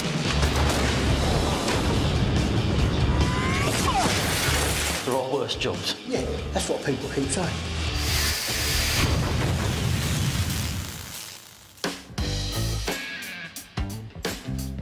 Phil? Nick? Yeah? How you doing? Listen. I've just had a call from a Russian guy and he's interested in anything to do with the Battle of Berlin. The Russians are mad about the Battle of Berlin because that's when they finished off the Third Reich. This new client of mine is a billionaire, but he's got a reputation for blowing hot and cold, so I need to move fast. I've got to sell some bits and pieces to this Russian while I've got him on the hook. You're going to think I'm absolutely mad, but one of the things that he's interested in is that 88 that ain't moved for ages. This 88 flak gun is a grisly memento of the brutal fighting that took place in Berlin that led to Germany's surrender. It's a powerful, long-range German anti-aircraft gun. It's meant to shoot down bombers flying up to 8,000 metres away. But when the Red Army entered Berlin in April 1945, the Germans pointed these things straight at them. On the flak towers, they depressed these so that they could fire at the Russian tanks. Perfect bit of kit. The only problem is the new buyer won't part with these readies until the gun goes bang. He'll want it to be able to fire blanks. Right. Now, I know this is deactivated. Yes. I know the breech is well welded up. Yes. It probably hasn't got a firing pin in it. The breech is a vital bit that locks in and fires the shell. Luckily, I know a dealer in Holland that might have one. But the breech isn't the only bit of the gun that's been deactivated. Have a look in the barrel, see if this is pinned or whether it's got a plug in. It's got a pin in it. If I can get the twins to get the pin out and get a licensed armourer to fit the new breech, the ensuing bang should more than impress my Russian friend. What does that spell to you? That spells Wonga. I thought it spelled headache. No. Listen, for you chaps, the word doesn't exist. Now, I'm going to leave you to it because I've got to go off on a merry little trip. All right, have fun. There you go. Leave you to it.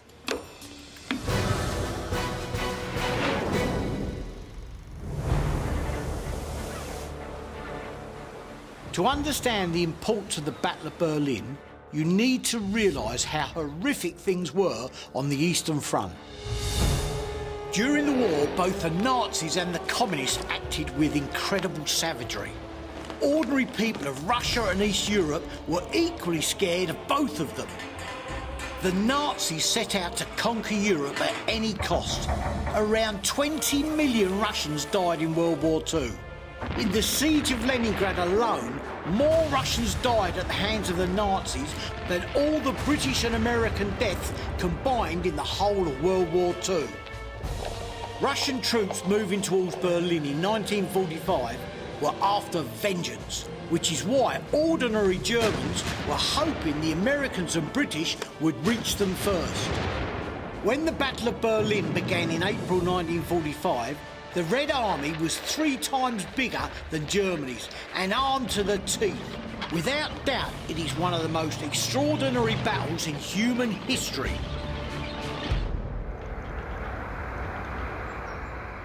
Now, the guy we're going to see, he's amassed some of the best stuff I've ever seen. Me and Fred are in Holland to see a battlefield archaeologist called F. I did find it a bit strange why we're coming all the way to Arnhem in Holland to find stuff from the Battle of Berlin. Yeah, you would do, but this guy, the minute the wall come down, he was out there like a shot. Under communist rule in East Germany, you couldn't sneeze without permission, so nobody went looking for abandoned war relics. But when the Berlin Wall came down, eager relic hunters, like my Dutch mate F, went to work, and over time he's found some amazing stuff. Yeah, in here, turn in here. And among F's private collection, he reckons he might have an original breech for a flak 88 that was used in the Battle of Berlin, and that's exactly what I'm after. Here he is, here we go. Bruce! Long time no see. Good. This is Freddie. Hi, nice to meet you. Hello. Your eyes are going to go like that here. Oh, wow, look at all this. So you've personally collected all this stuff in the last 50 years? That's right. That is unbelievable. Hello, that's new. What's that, somebody's sofa? Yeah, from Hitler. Hitler's sofa? Yeah, really. Unbelievable, mate. Where did it come from? It comes from Obersalzberg. Right, that was his house in the Bavarian mountains, and it's very similar to the one in the Führer bunker. As the Russians entered Berlin, Hitler was hiding in his bunker, protected from the battle above by several feet of concrete. By this point, the Germans were pretty much defeated, but even when confronted with a Russian army 3 times bigger than their own, Hitler forced ordinary Germans to sacrifice themselves pointlessly. Right, let's have a look at this other stuff then. Oh, another little Aladdin's cave. What is It it? never ends, this place. Oh, I know. Of course. Stuff in here. Can we have a look round? Can I have a run? Yeah, okay. Okay, no problem. He's got even more in storage than he does on display. Surely he'll let me take some of this off his hands. You'll spend a couple of days in here. Oh, yeah, how's a Sten, Freddie, look. Oh, hang on a minute. That ain't a Sten. It's a German Sten, isn't it? That's right. The Germans resorted to copying cheap British guns because they were so strapped for cash towards the end of the war. And it wasn't just their finances that were running on empty. Hitler's armies were down to the bare bones, and the ragtag collection of soldiers left defending Berlin were mostly made up of old dad's army fellas called the Volkssturm and young kids from the Hitler Youth. I'd be really interested in this. Would this be for sale?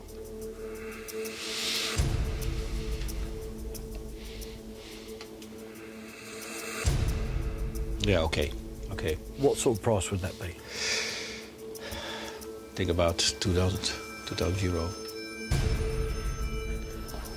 It's really nice. That's a lot of money, though. I know it's in bad condition, but it's rare. It's very rare. If I said 1,500, you... No. No, no? No. No. Your best price is 2,000. 1,700. 17? 18.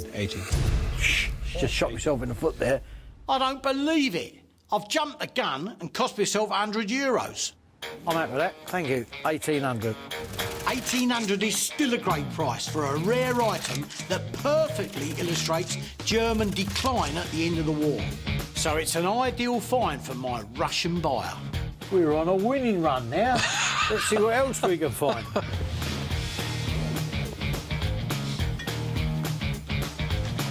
Ooh. What's this? Like a cartoon strip. All kinds of weird stuff. Looks like it's got Hitler's face on it. It's toilet paper. Yeah. Is it? British? I mean, it is in English. Yeah, look. The three musketeers. Hitler, Mussolini. The Allies dearly wanted to rub Hitler's face in it, and shoving his picture on army loo roll allowed them to do just that. So obviously this was made so you can use it in a certain area of your body, obviously to wipe out the menace. I know. Wipe out. Yeah, Picture of Hitler's face. That's interesting. Can I buy that? Yeah. How much is that? A tenner. Oh, Pay up. Yeah, pay up. That's awesome. interesting. Yeah. Right. Down Yeah, I'm not leaving it with you. You'll use it. Right. Listen, can I see the 88 breech? Okay. Follow me. F's got a pile of gear in his yard which he reckons could contain the breech we're after for the 88. So more treasures out here then, yeah? Hopefully. Even his guard dog's German.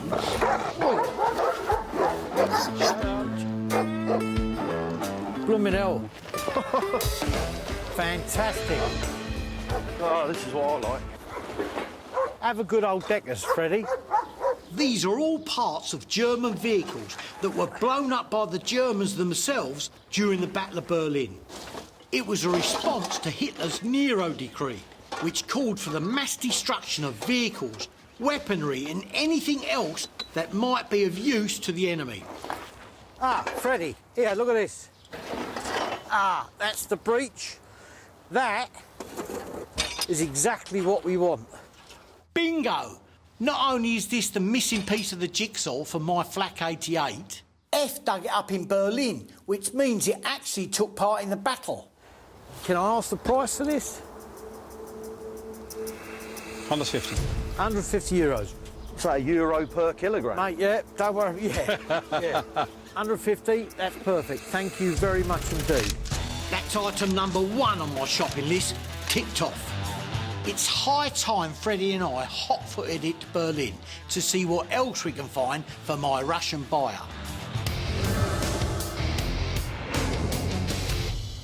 Look out! Oh, Rene, this is incredible. Is that a Hitler head? That's awesome. Oh, I really like that. Do yourself a favour, don't give up your day job.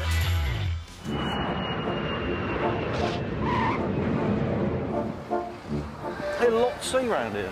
Loads. There's loads to see around here. After our Dutch detour to pick up the 88 breach, me and Freddie have jetted into Germany. Loads of little bits like this and bullet holes in them. If you're serious about wartime memorabilia, you have to go where the history is. For the Battle of Berlin, my advice is go to Berlin. Here, I'll bit of brekkie for you. It's called a currywurst. It's a sausage with a bit of curry powder on. You'll love it. Well, you wouldn't have got currywurst here in 1945. This place was completely flattened, mate. I mean, this is the famous Berlin Tiergarten. This is the centre of the Battle of Berlin. In this garden here, there were a battalion of Tiger tanks. There were Germans in abundance trying to defend it, but they were ultimately overwhelmed by the Russians.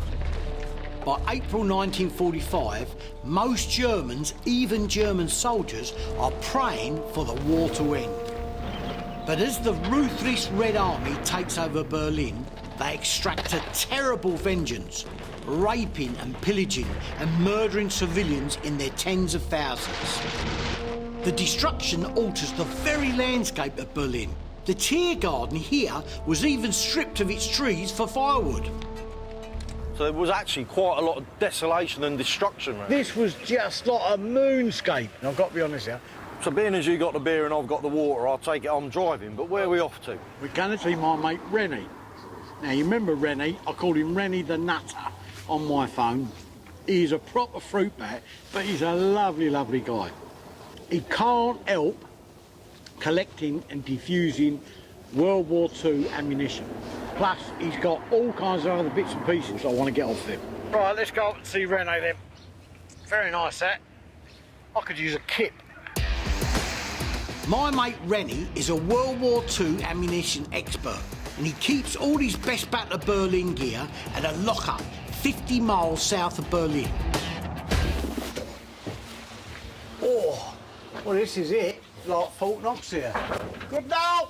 Moment, ich komme. Hello, my friend. How you doing, lot? You here? Yeah. See you. Freddie. This is great. Is this where you keep all your Battle of Berlin stuff? Yes. You just got stuff everywhere. What's in here? Bruce, this is what I collect over years. Blimey now, look at this, Freddie. It's full up. Wow. Where'd you start in here? Take years to go through this lot. Stick grenades, look, SS jerry cans. I mean, really need to pull it all out and just see exactly what he is good. Bruce. Yes. What? Look at that, that's great. Do yourself a favour, don't give up your day job. Well, they're interesting because the die-hard Nazis wanted to ban these because they believed that they represented sort of jazz. In the 1920s, Berlin had a thriving jazz and cabaret scene. But to the Nazis, jazz was Jewish and African-American. It symbolised toleration and freedom, and so they banned it. But the manufacturer of these convinced everybody that these were used in traditional German folk music, so they escaped the ban. I quite like that. How much that, Rennie? My price is €100 for it. For me, 50's better. 50. 50 and one beer. 50 and one beer, I can do that. Lovely. That leaves me with a few quid spare, so maybe I could buy Freddie some music lessons. But I haven't come all this way for a harmonica. It's time now to see Renee's Battle of Berlin stuff. I can show you something. You will love it. Oh, look at that. I don't believe it. An original sight for my Flak 88 gun. I've been after one of these for years. That's awesome. Wow. This is really in good condition, and the optics are clear as a bell. The sights had to be good because the Flak anti-aircraft gun was meant to hit planes at long distance. As it turned out, they were also useful for hitting Soviet tanks in the streets of Berlin. Look at that. You've definitely got my attention, but how much is it, Renee? I like to ask you €1,000 for it. €1,000. Oh, it's really nice, and I do want it, but it's a bit heavy. How's €700? Ooh, I respect you. If you can agree with 800, it's fine. 800 euros. 800 euros. So that's just over 700 quid. OK, you got to do a lovely. That's great, mate. What a result! This rare site and in such mint condition adds a lot of value to the flat. But that's not all. I've just spotted stacks of empty shells for my 88. Ah, lovely. That's exactly what we want. How much are these, Rene? 12 euros. 12 euros. I want 20 rounds, so... 240. 240 for 20. Lovely. I'm happy. Thank you, man. Thank you. These empty shells will be perfect for turning into blank rounds I need to fire from my 88 flat gun. I'm happy with that. Right, good. See what else you've got. That's Russian. Yeah, That's could be for TS-34. Before, yes. Look at that. That's obviously been fitted to go into battle with bayonet people. Blooming hell, look at They're that. still on there all them years later. What's that? Is that a Hitler head? Yes, also found in Berlin. So this has come out of Berlin as well? Yes, but this proof he is not alive anymore. No. Now, at the end of the war, people ripped these down and shot them, destroyed them. I mean, it's really interesting, but it's not our cup of tea. But there's other really good stuff here. Oh, Rene, listen. You didn't tell me you had one of these as well. This is a mortar round, isn't it? Yes, it's a 21-centimeter mortar. Mate, this thing is an awesome weapon. Plus, it was cheap to manufacture. The Germans were so short of weapons in April 1945, they even rushed experimental prototypes into the battle. Like the huge mortar, nicknamed Elephant, which was used to propel this 100-kilo round. This is just one of the weapons they were using in the last throw of the dice in the Battle of Berlin. Everything they had available, they threw into that last pitch battle. I really like that. The client would love that as well. Listen, is it cheap? How much? No, it's a 700 euro piece. Oh, Rene, mate, I mean, I really want it, but it's just too much for that. It's really... It weighs a ton. Getting it home's going to cost me a fortune. What about if I said 400? We can make 500 euro, but you have to take it with you. So, 500 euros, but we take it. Can we get this in the car? I'm not sure that's going in the boot. You are head of transport. I'm sure you'll find a way. 500, you got a deal. I'm very happy with that. That is something very special. I knew Rennie would come up trumps, but this beast of a Berlin bomb is an added bonus. Right, listen, I've got your new toy. I'll go and get in the car. If you can round up all this stuff, and I'll see you out there. Thanks, Rene. Many thanks, mate. Gee, Bruce. Yeah, I'll be in the car. Bruce, no, I need a hand. On your head. Missed. Where does all this rubbish come from? We've got to get the Flak 88 out so Bruce's armourer can fit the new breech and we can reactivate the barrel. Oh, what a nightmare. It's been sitting at the back of the shed since Bruce bought it 2 years ago, and it weighs almost 5 tonnes. So I could do with a bit of grease on it. Fortunately, it's on its trailer, so our plan is to use the German 8-ton in front of it to tow it out. But it hasn't been started up for months.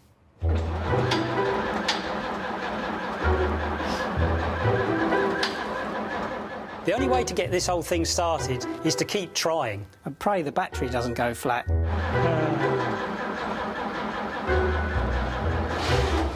right. I was beginning to wonder whether that was ever going to start. Right, go forward.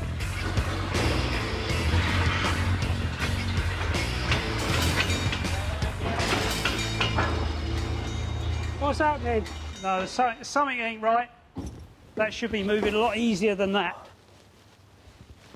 Oh, no. Look at that. Steering's not locked. That ain't supposed to happen. No. The rear wheels on the 88 trailer have turned, which is why it's not towing out straight. We're not going to be able to do this, are we, until this is straight, so that it locks in. Right.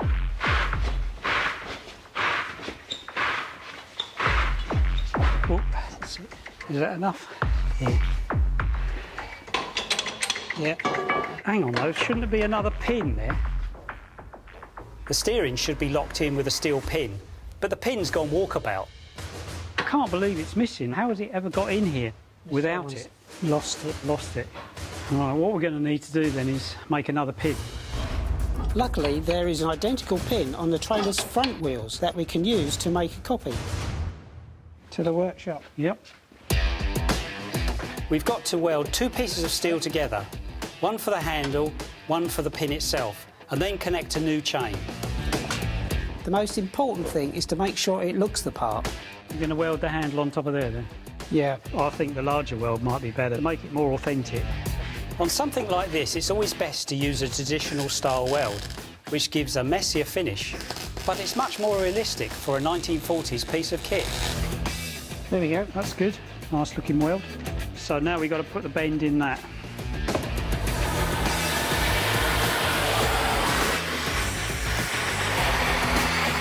can try that.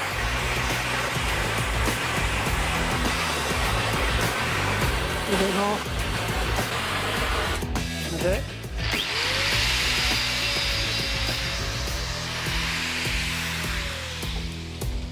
There we go. Drops over there. Drops in there. Awesome, look at that. Right, all right, back where we started then. Let's try again, shall we? All right, OK. It might have taken us all afternoon, but finally, it's out. I think that'll do it.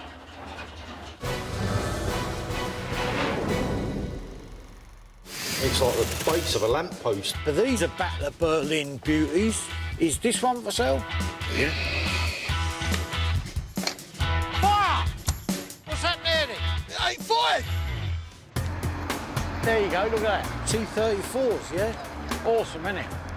Freddie and I are in the German capital, picking up items from the Battle of Berlin for my new Russian client.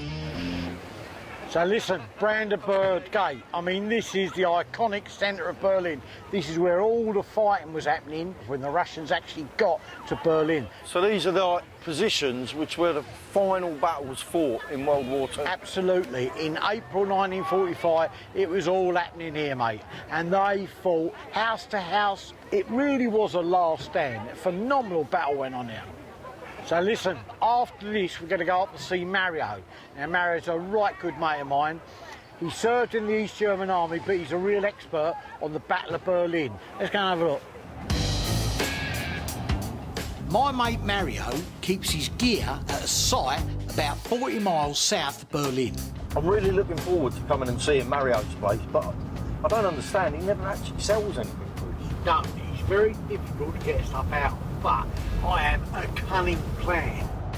Mario's a collector rather than a dealer, and he only lets stuff go if you can offer him some goodies in return. And I happen to know that Mario's got a weakness for World War II trailers. He's a trailer nut, and I've got a secret plan here to show him some photographs of the trailers we've got that I'm prepared to swap with him. And I know he won't be able to resist. I know he won't, 100%. There we are, just pull up here. We're going to find dear old Mario.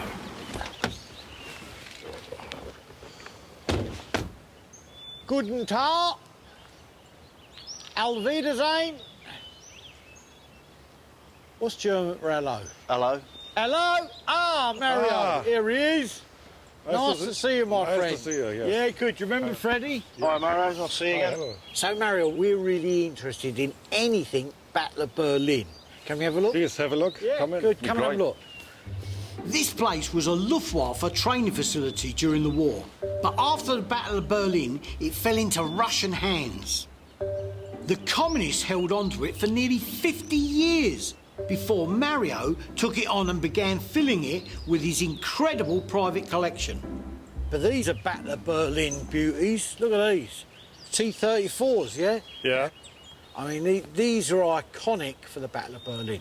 I mean, when you see them rumbling through the streets, you see Russian troops running alongside. The German tanks were certainly easily outgun and out-armour these ones, but there were just so many of them. Yeah, they just couldn't cope with the sheer numbers of Russians flooding into Berlin.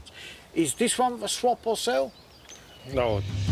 I'm not surprised Mario doesn't want to part with it. Maybe we'll have better luck inside. Oh, yeah, look at this one. Oh, it's like a Wehrmacht vehicle park. These are fantastic vehicles. I expected to see all these in here. Let's have a look here. Oh. Here we keep all small pieces. Small pieces. There's tons of stuff, look.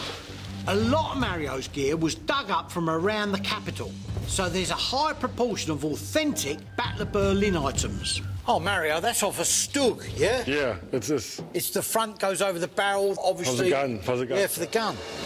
Stugs are armoured tank killers, fitted with a powerful 75mm gun. In April 1945, hundreds of them were sent to the outskirts of Berlin in a desperate attempt to halt the Soviet onslaught. This doesn't look much, but there's fewer than 15 Stugs in running condition around the world. So parts like this, which is the base of the Stug's gun, are like gold dust. Thing is, you look at something like that, most people will think it's like the base of a lamppost or something, and they might scrap it, not realising that actually it's part of a very important vehicle that took part in things like the Battle of Berlin. Could we possibly swap this? This could be part of a swap, yeah? Because I've got something very special to show you that you're going to love. The trailer I'm planning to offer Mario is worth more than just that Stug part, so I'll need another couple of items off him to make the deal fair. So people are still digging things up. Look, MP40s, Schmeisers. This is all the sort of stuff that would be left over after the Battle of Berlin. Yeah. Just laying around and people would chuck it in shell holes and trenches and that sort of thing. Yeah. Oh, what are these? Yeah, this explains. They call the German civilians to collect winter clothes to send this to the front as Christmas presents for our soldiers. Right, so basically what happened, the German troops that had invaded Russia were completely ill-equipped. Hitler had made no provision for cold weather clothing and they were freezing to death on the front. January 42. Yeah, that's right, January 42. So the propaganda ministry put out for people to send in all their warm clothes to be sent out to the troops on the Russian front. They hadn't have accounted for the terrible winter, and it cost thousands of lives. And what is this one, Mario? This is from Russians, and this calls to the German soldiers to surrender. So is this from here, late war? Yeah. These are the sort of documents that the Russians were dropping over Berlin and in the Spray and these areas, yeah? Yeah. If you pick one of these up, it gave you a safe passage. So if you took it to the Russians, you were guaranteed safety. The problem was German soldiers that picked these up, put them in their pockets, if you were caught with this, you could be executed. Russian propaganda leaflets like these might have offered safe passage, but being captured by the Russians was terrifying. SS officers were shot on sight, and ordinary soldiers faced years of hard labour and torture. Would these be the swap possible? Oh. They're interesting. Yeah. Maybe. Big pain. Maybe. No, I'm not big pain, but maybe. Possible? I must think about it. OK. These propaganda leaflets will do nicely for my Russian buyer. But if I can find one more tasty item from Mario, a swap deal could be on the cards. What are these, Mario? Is this a flag? Hold that for us. Yeah. Take a look. Oh, it's a communist flag, yeah? Yeah. Red. OK, obviously these go on flag poles. Go on the top, you've got two great big flags. Right, yeah, so you'd have that maybe on the wall. Yeah. With a pole coming off. Yeah, and these that on the top. of the pole. He'd like this sort of thing. Well, you've got the Russian star on there and the hammer and sickle. And it's in red for the Red Army. It's perfect. These red flags were erected everywhere across the city and symbolised the beginning of communist rule.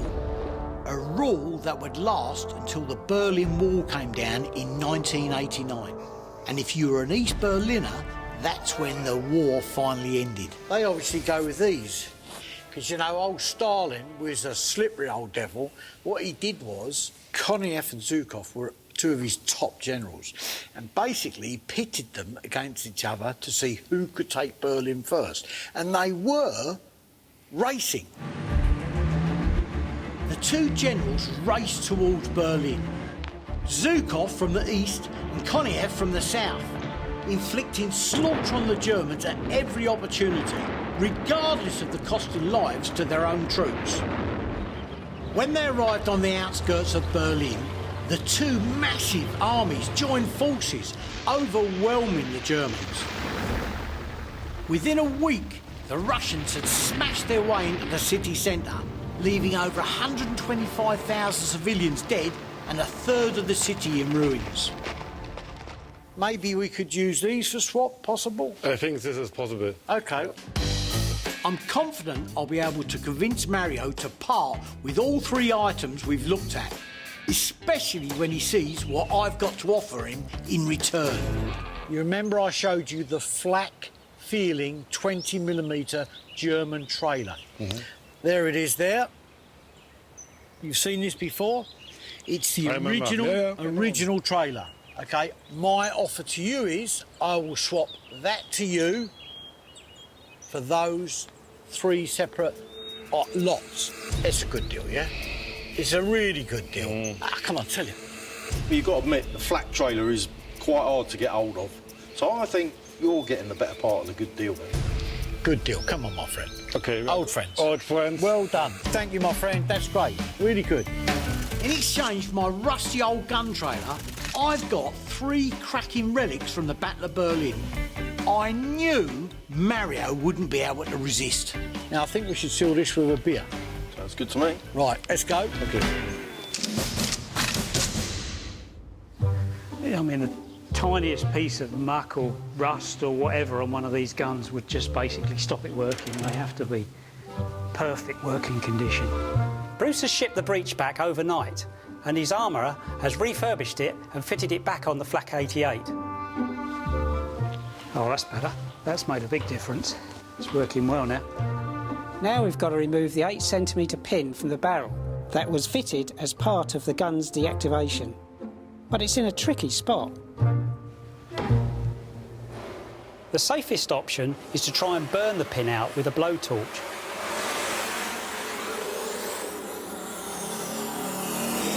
That's a funny noise. Oh, that's interesting.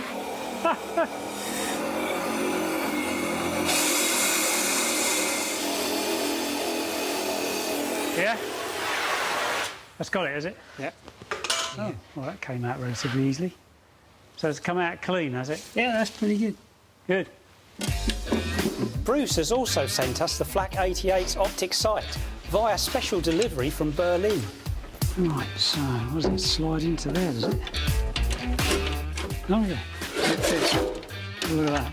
Fits like a glove. Look at that. Perfect. Back in. It's quite heavy, isn't it? Finishes it off perfectly, doesn't it? Yeah, it does. Yeah, it's nice to have all these little bits and pieces on these things around there. All right, there we go. Lovely. It's complete. Nice finishing touch, that. As soon as Bruce gets back with the shells, which have to come via ferry, this thing should be ready to fire. What could possibly go wrong?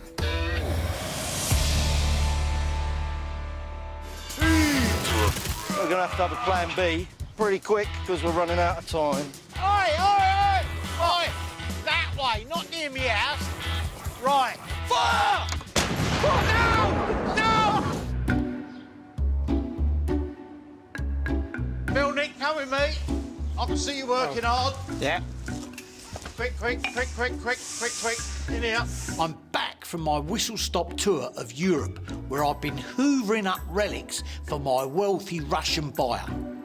All aboard who's coming aboard, follow me. The big ticket item is my Flak 88, which could fetch 30 grand. But he's not going to fly all the way over from Moscow with a sack full of rubles until he knows it goes bang. This Russian, he wants to see it firing. What I need to do is I need to get it out of here, up in the top field, deployed, get a blank charge and fire it, and I've got to video it. It's going to take a bit of setting up. When do you want that to happen? Well, that's the good part about it, because I need it now. I need you to drop everything, get it up the top field. Right. I will go and get the most important things about firing this, me megaphone and me deck chair. Oh. Leave you to it. Okay. Great. The Germans could get this thing deployed and ready to fire in about 2 minutes. Good to go. So it'll be interesting to see how the boys get on. It's going to be tight getting that out, isn't it? close this side. The Wehrmacht used special half-tracks to haul these guns across muddy battlefields. And our German 8-ton half-track is coping pretty well so far.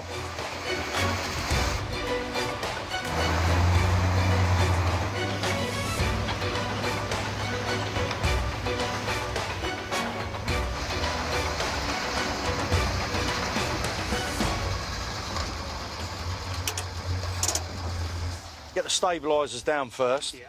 During the war, the Germans were savvy enough to put a crew of up to 10 men on each gun. All right. Unfortunately, there's only 3 of us, so I've roped in my son Lewis to help us put the stabilisers down to secure the gun. All right, one. Before detaching it from the wheels. Ready?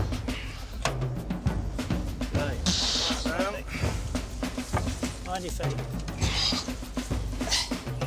Lock that in. Go on, muscles. Yeah. Okay, whenever you're ready, wind away. Lowering it down's the easy bit. Nearly there. Yeah, we're done. That's it. You off that end? Yeah, we're off. Yep. Right, now what we need to do, just wheel it out. Ready? Okay. Yeah? Yeah, it's sunk in the ruts down there, look. All right, it's we're going to have a plan B, and we're going to have it pretty quick because we're running out of time. Bruce is due up here any minute now, hopefully bringing Hoos with him for some extra muscle. But we can't fire it with the wheels on because it will be unstable. So it's time to replace manpower with horsepower. Ah, dear. Right. There, that was easy. Go and chase them up, for God's sake. I want to get this filmed and done, right? Come on, boys! What we've got to do is get the last wheels off and then we're good to go. Right. This is supposed to be done in under 2 minutes. I've got it all in hand. 2 minutes used to take to deploy that, not 2.5 hours.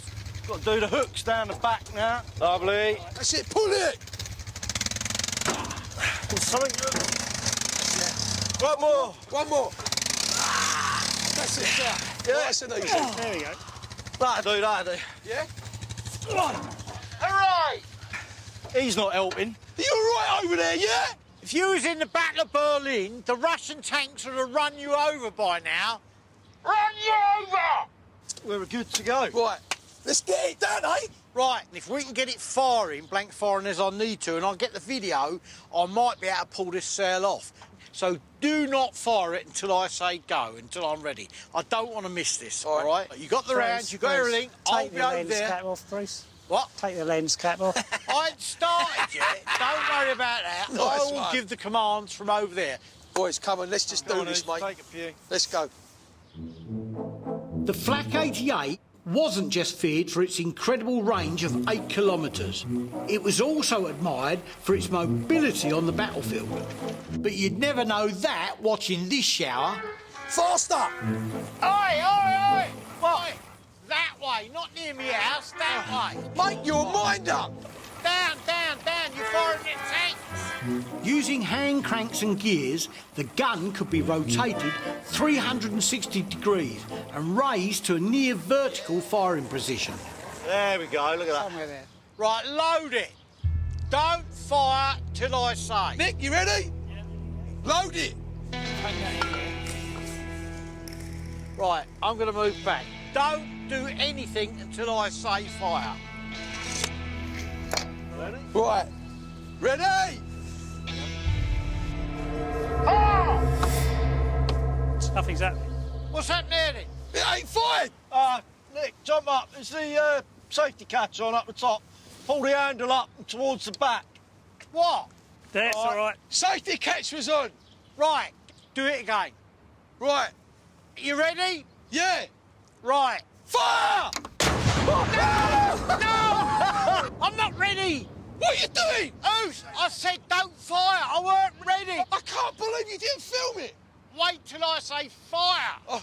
All right? Right. Reload it. Loaded! Let's do this, mate. Let's do it.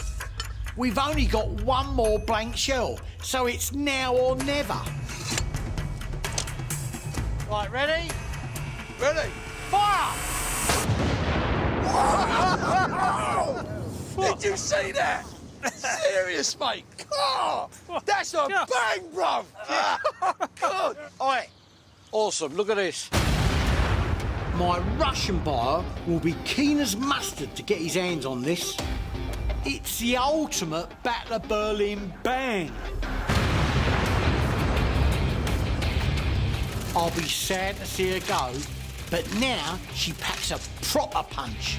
This 88 should make Brucey a nice few quid. That all went all right. Yeah, that was good, mate. That was good. Well, cheers. Cheers.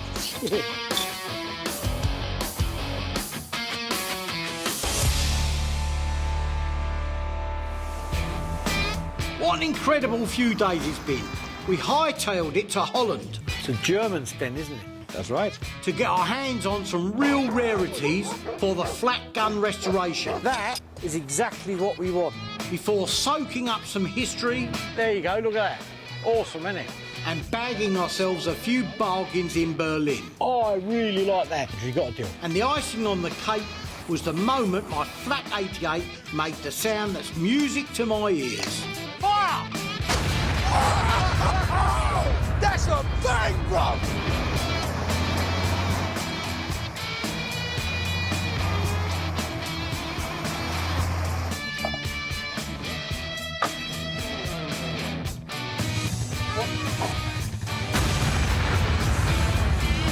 Cheers. Cheers, gentlemen. Cheers, cheers. Lovely, well done.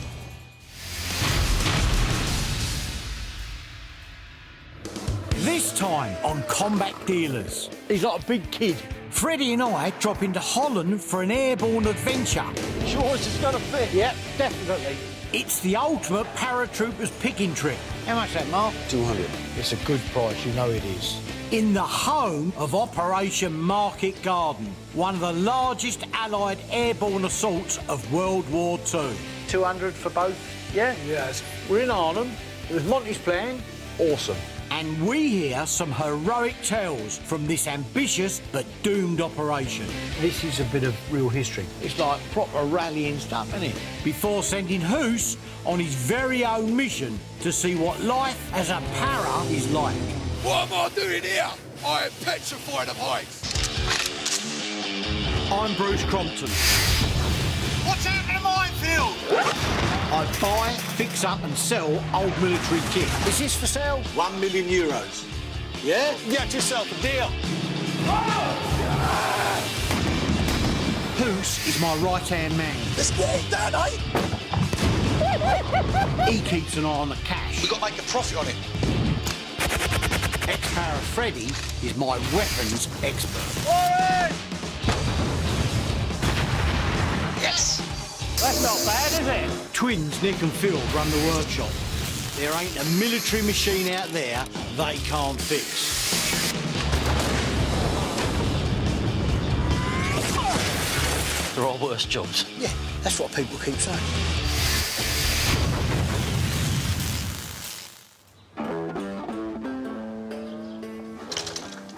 Not starting. I've almost had it going, but you turned up and it's died. I can tell you what it is, I'm a jinx near any bike. They won't work if I'm near them.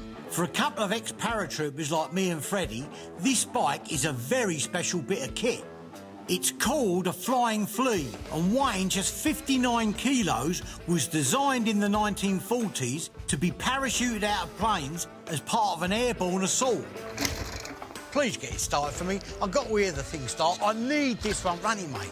These rare bikes are worth about £4 in running order. So if I can get this one going, I'll be quids in. Bruce. What? I've just been talking to Mark from Arnhem. Yeah? Right, so he's got some Second World War parachute stuff, but it's really rare stuff and he likes to go out and take a look at it. Formed in 1942, the British Parachute Regiment is about to celebrate its 80th anniversary. So I'm interested in anything connected with the famous Battle of Arnhem, one of the biggest airborne assaults in history. Right, well, we got to get out there then. Hold Pack up, your hold bag. up. This way, we. Why can't I go? It's Arnhem, which Yeah? is British airborne stuff, right? Freddie's an expert on parachute regiment stuff and all that. He's the man to come with me on this occasion. You can come to Arnhem when you jump out of a plane, right? Come on, you know, in another life, mate. This is the physique for a paratrooper. If you think that is the physique for an airborne warrior, look and weep. That is the physique that you need to be an airborne warrior. Right? I ain't argue with that. Okay. Yeah. All right. In the meantime, get this sorted out, get it started and running. Get the twins to do it, right? ASAP. OK, I'll get this sorted out, then, mate, yeah? Again, mugged off again.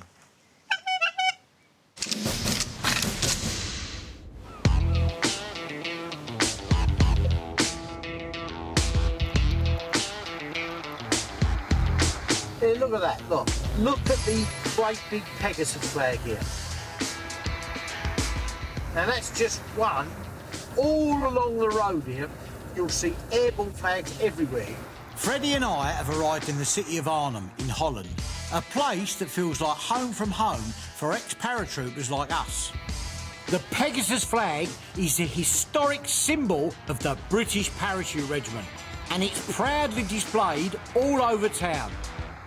The locals here, after all these years, still respect the paratroops that came to liberate them in 1944. The battle here in September 1944 was part of an offensive codenamed Market Garden.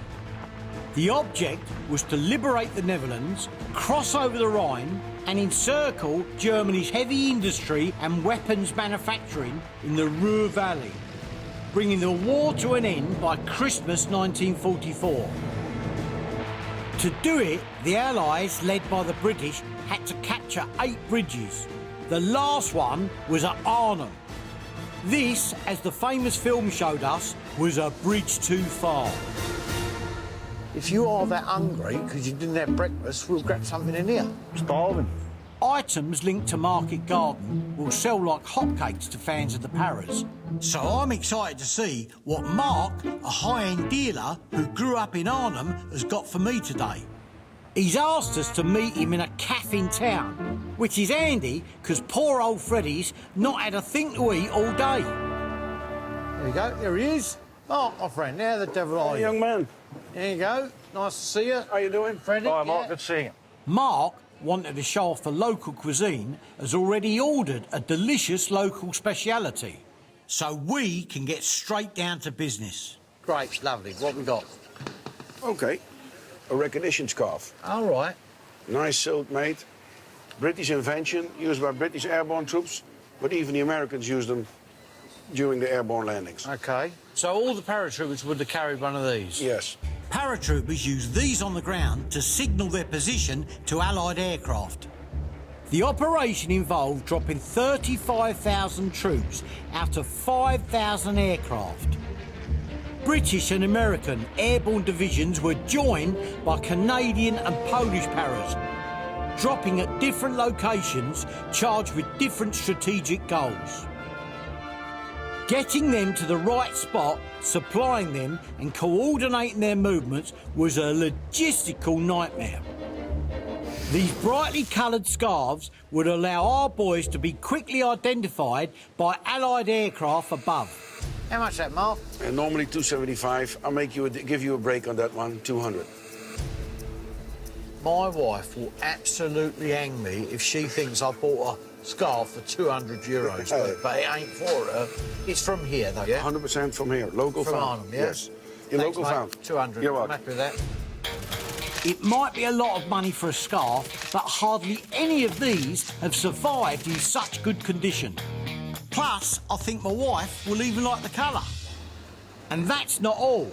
Mark also wants to flog me an Enfield No. 4 paratrooper rifle together with a felt sleeve, designed for airborne troops in Arnhem. How much is it all? The gun, 450, and the sleeve, I was thinking 750. If I said 800? I was more thinking about 1,000. 900, we'd meet in the middle. OK, you gangster. Yeah.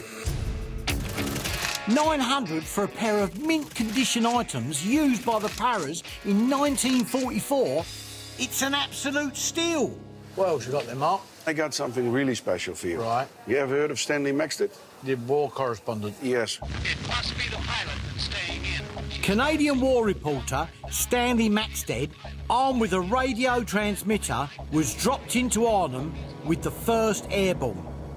But a cock-up with military communications meant Churchill and Montgomery had to rely on Stanley's broadcast to find out what was happening. I have an after-the-battle report from him. From him? From him, personally. Perhaps I should remind you that these were men of no ordinary calibre. They were tough and they knew it. All right, water and rations didn't matter. Give them some Germans to kill and even 1 chance in 10 and they'd have done it somehow. That's incredible. It's like proper rallying stuff, isn't it? Yeah. Follow me.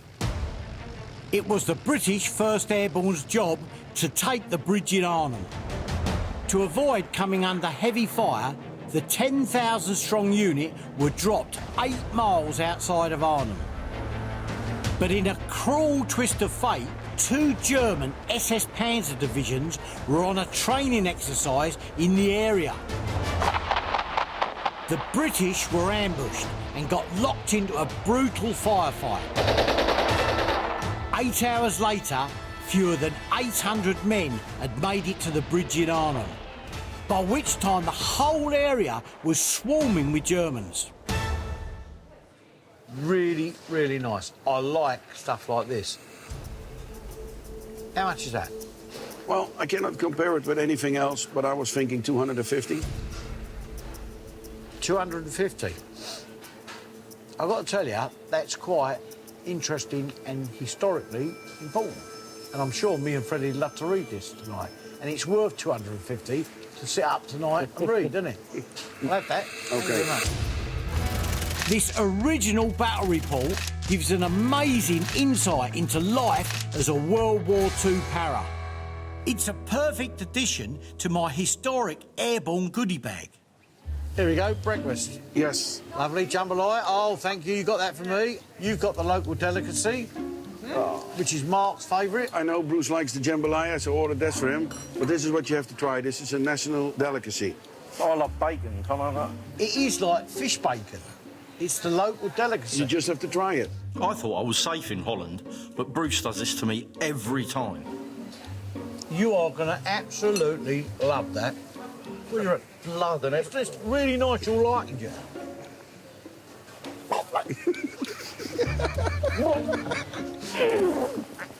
What's going on here? Get stuck in, mate. You said you was hungry. Oh, why do you do this to me? You don't like it? If I was here in the perimeter and they brought that round, I'd have just surrendered straight away.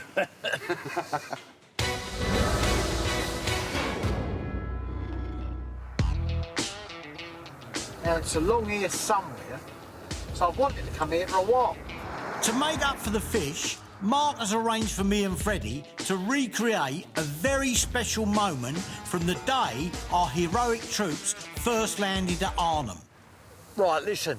Mark has very kindly arranged for his friend to let us have this Jeep so that we can actually get to drive through this tunnel. We're standing on the edge of the drop zone where the 1st British Airborne landed. Jeeps have been flown in on huge Horsa gliders so that the first troops on the ground, the reconnaissance unit, could get to Arnhem Bridge quickly before the Germans could figure out what was going on. As they got here, they got ambushed by the Germans up there. So they used this culvert under the railway. Over 2,000 guys went through this and continued the fight towards Arnhem.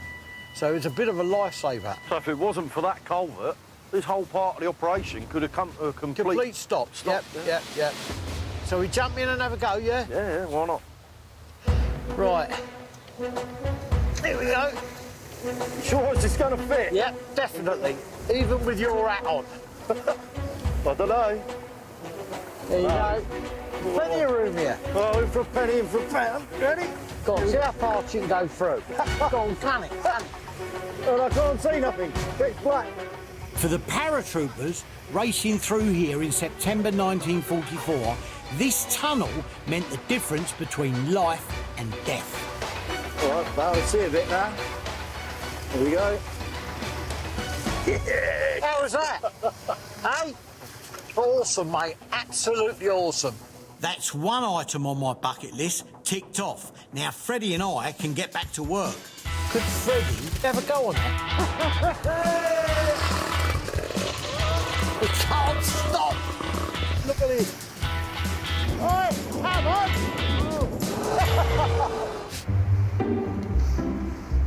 Well, this is it, the old Frost Bridge, mate. Frost being the right word for it, it's about -8. Me and Freddie are in Arnhem in Holland on a picking trip for the 80th anniversary of the Parachute Regiment.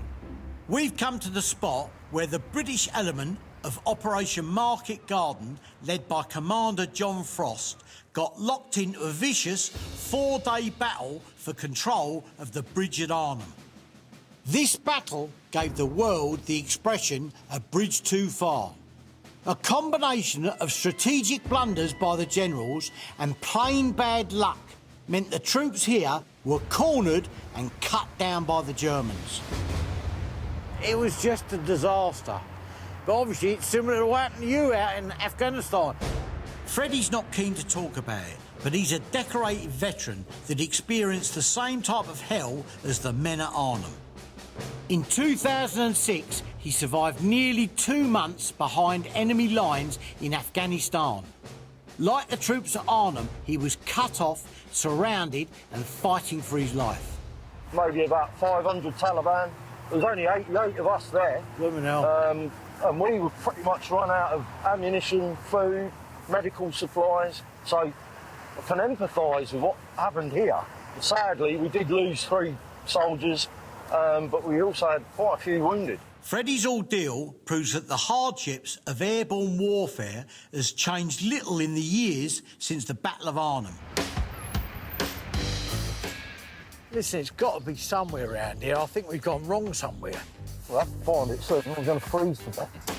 We've crossed over the bridge to track down a dealer I know called Dan. He's only a young fella, but I've known his old man for years. They get most of their stock scouring the local flea markets. Here he is. Dan, good morning, my friend. Hi, Bruce. How the devil are you, all right? Yeah, I'm fine. Nice to see you. How about you? This is Freddie. Well, hi, Freddie. Dan. How's your dad, all right? Yeah, it's fine. He's working, but yeah. Now, listen, obviously we come the way... The Arnhem things I spoke to you about, could we have a look at those? For sure. Anything to warm me up, I'm keen to do. I have some very nice, interesting car staff flags. Right. Car staff pendants? Yes. Oh, the pennant that goes on the front of the staff car. Viscount Montgomery of Alamein. Look at the quality of that. This is 100% authentic. What an incredible thing to find in somebody's garage. And it is Arnhem related, because he was the man that created the plan for Arnhem. It was the British General Montgomery who planned the offensive. The entire operation was dreamed up and executed within the space of a week. As a result, mistakes were made. Not only were many lives lost at Arnhem Bridge, but Montgomery also redirected troops away from the vital task of capturing the port of Antwerp. Not one of Montgomery's finest hours. These all Montgomery or other people? No, they're other people. Lord Cunningham, Mountbatten of Burma. Wow. Mate, they're awesome. Would these be for sale? Yeah, but if I sell it, it's a lot. A lot. The whole lot together? Yeah, the whole lot together, yeah. OK. How much would all of them be? 1,400. I mean, I really like them. I really want that one. You won't sell that one on its own? No, it comes together. About €100 each? Yeah, what about 800 euros? OK, it's for you. 800? Yes, Yeah, 800. it's going to a good home? Yeah. Thank you. I'm It's really good. pleased with that. Listen, we're in Arnhem. It was Monty's plan. That's Monty's flag of his staff car. For me, awesome. These original car flags will sell like hotcakes, so I'm more than happy to take the full Monty. Dan, can I have a look round? You've got some other interesting stuff. For sure. Here. Oh, I see you got a well bike. Yeah, that's not an original one. Here's a very nice one, but I will never sell this one. This is an original. I mean, I suppose they're quite difficult to find them in that condition now. Yeah, this is very hard to find. I might have known Freddie would cop the well bikes. Unlike my flying flea, These funny-looking things were actually small enough to fit in a parachute drop container and could be removed, set up and started in just 11 seconds. Listen, never mind about that. Is that a glider pilot's helmet? Yeah, that's a very rare one. Could I have a look at that? For sure. How comes everything's very rare in this country? I've been looking for a glider helmet. I mean, I was actually looking for one probably in a bit better nick than that, but is this from here, from Osterbrook? This is 100% from here. The shortage of fuel and the advantage of using silent aircraft led to the introduction of large military gliders. 500 of them were used in Market Garden, each towed through the sky on the end of a 300-foot-long rope by conventional aircraft. Although made of plywood, they were strong enough to carry tanks, jeeps and tons of weapons, ammos and other supplies. Of course, for the pilots and crew, it was a one-way ticket. More than a quarter of those who died during the operation were RAF and glider crews. That, for me, is really interesting. How much would that be? No, I don't know. No.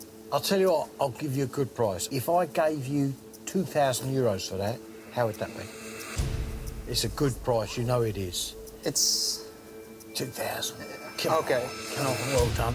For the British and American glider pilots, it must have been terrifying. Slowly descending to the ground, no airfield, no runway, and behind enemy lines. Well, I'm happy, but there's one other thing. Would there be any possibility, because I know Freddie is a bit embarrassed to ask, could he have a go on that? Okay, no problem. Yeah? You can do it. Lovely. Yes. All right. These 98cc bikes can only go about 30 miles an hour, but for an ex-para like me, these are the ultimate boys' toys. Imagine you just landed on the drop zone, you pulled this out of the container, and you've got to get the blooming thing going. And it don't stop.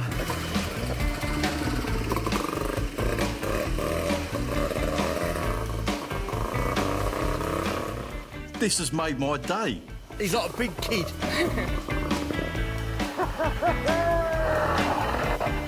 The suspension isn't up to much, and as I quickly discover, neither is the one tiny brake on the back wheel. Where's the brakes?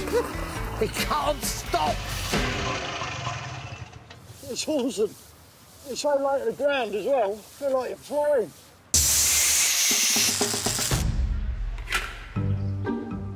Back in Blighty, my own paratrooper bike, the Flying Flea, still isn't running. If it runs, it could fetch £4,000. So Hoos has got the twins looking at it. I see there what we got here. Freddie's got a load of spare bike parts in his workshop, and as he's away with Bruce, I'm going to sneak in for a bit of a rummage. Well, that's something like it. This bike of Bruce's has got a fuel leak and a dodgy brake, but we're starting with a broken headlamp. I've found one. Don't tell Freddie. We don't know anything about it if he mentions it. Hundreds of these 125cc motorbikes were dropped into battle during World War II by parachute in protective cages. They were used by dispatch riders during D-Day and Operation Market Garden to quickly relay messages between command and the front line. These blackout shields over the headlamps prevented them from being spotted by enemy aircraft. Yeah, it's just like a little marker lights. I mean, you can just these tiny holes. I mean, it literally would be just a tiny glimmer so that they don't get run into on the road. So how do you see where you're going? You don't. I think you just pick your way. Hope it's a moonlit nit. Yeah. The next bit that needs seeing to is the fuel leak. This is where they normally leak, isn't it? Yeah. There we go. That's why that was leaking. Yeah. It's all broken up. We need 2 new copper washers to reseal the joint, but they can't just go straight onto the bike. What we do is we soften them by annealing them. What, heat them up, get them nice and hot, and just let them cool down. Let them cool down, and that will soften the metal, make them squidge up better when they're done up. Yeah. Heating up metal and then letting it cool down is called annealing. It makes metals softer and much easier to work with. They probably do, actually. Well, we'll just let that cool now. Yeah, let them cool on their own. Yeah. The copper needs to be cool enough to handle, but soft enough to be moulded into the joint. Yeah? Yeah. Are they soft? Oh, yeah, they're really bendy, look, yeah. That's worked, good. Right, one on first. Push it through. Be careful with your threads. That's good. Let's see what we got. Turn the fuel on.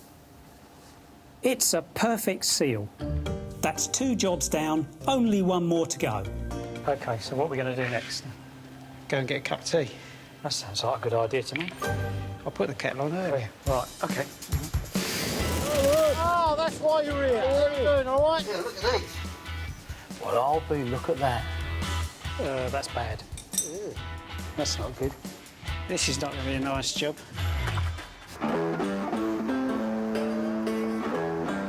According to the sat-nav, I think we've just got to turn right up here and we'll be there.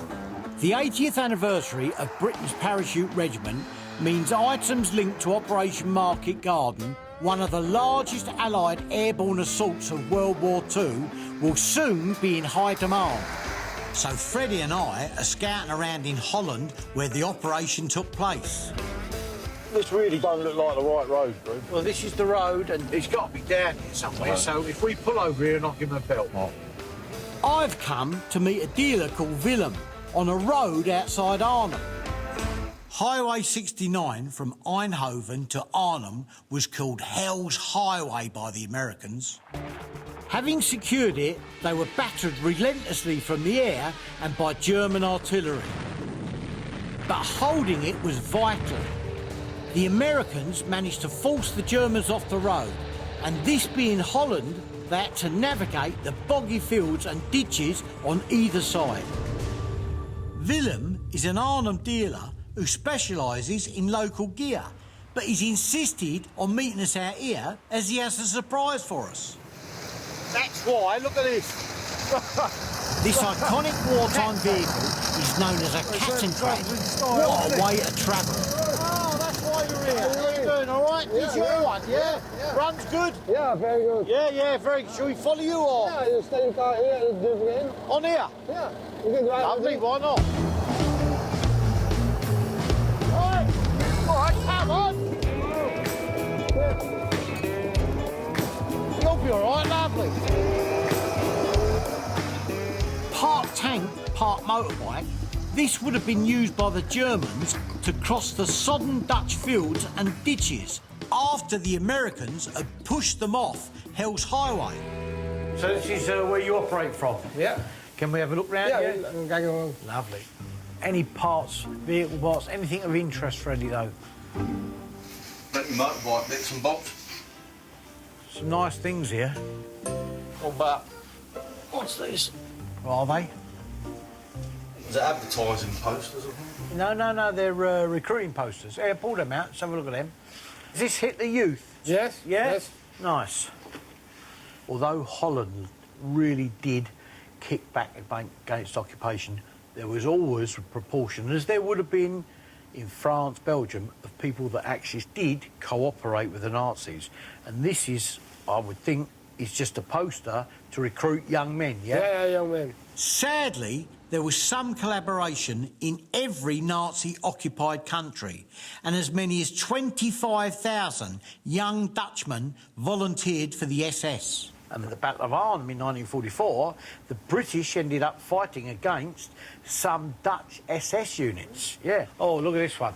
This one, it's an anti-Jewish poster, so these represent that time and that period. How much are these? Is there a price on them? 150.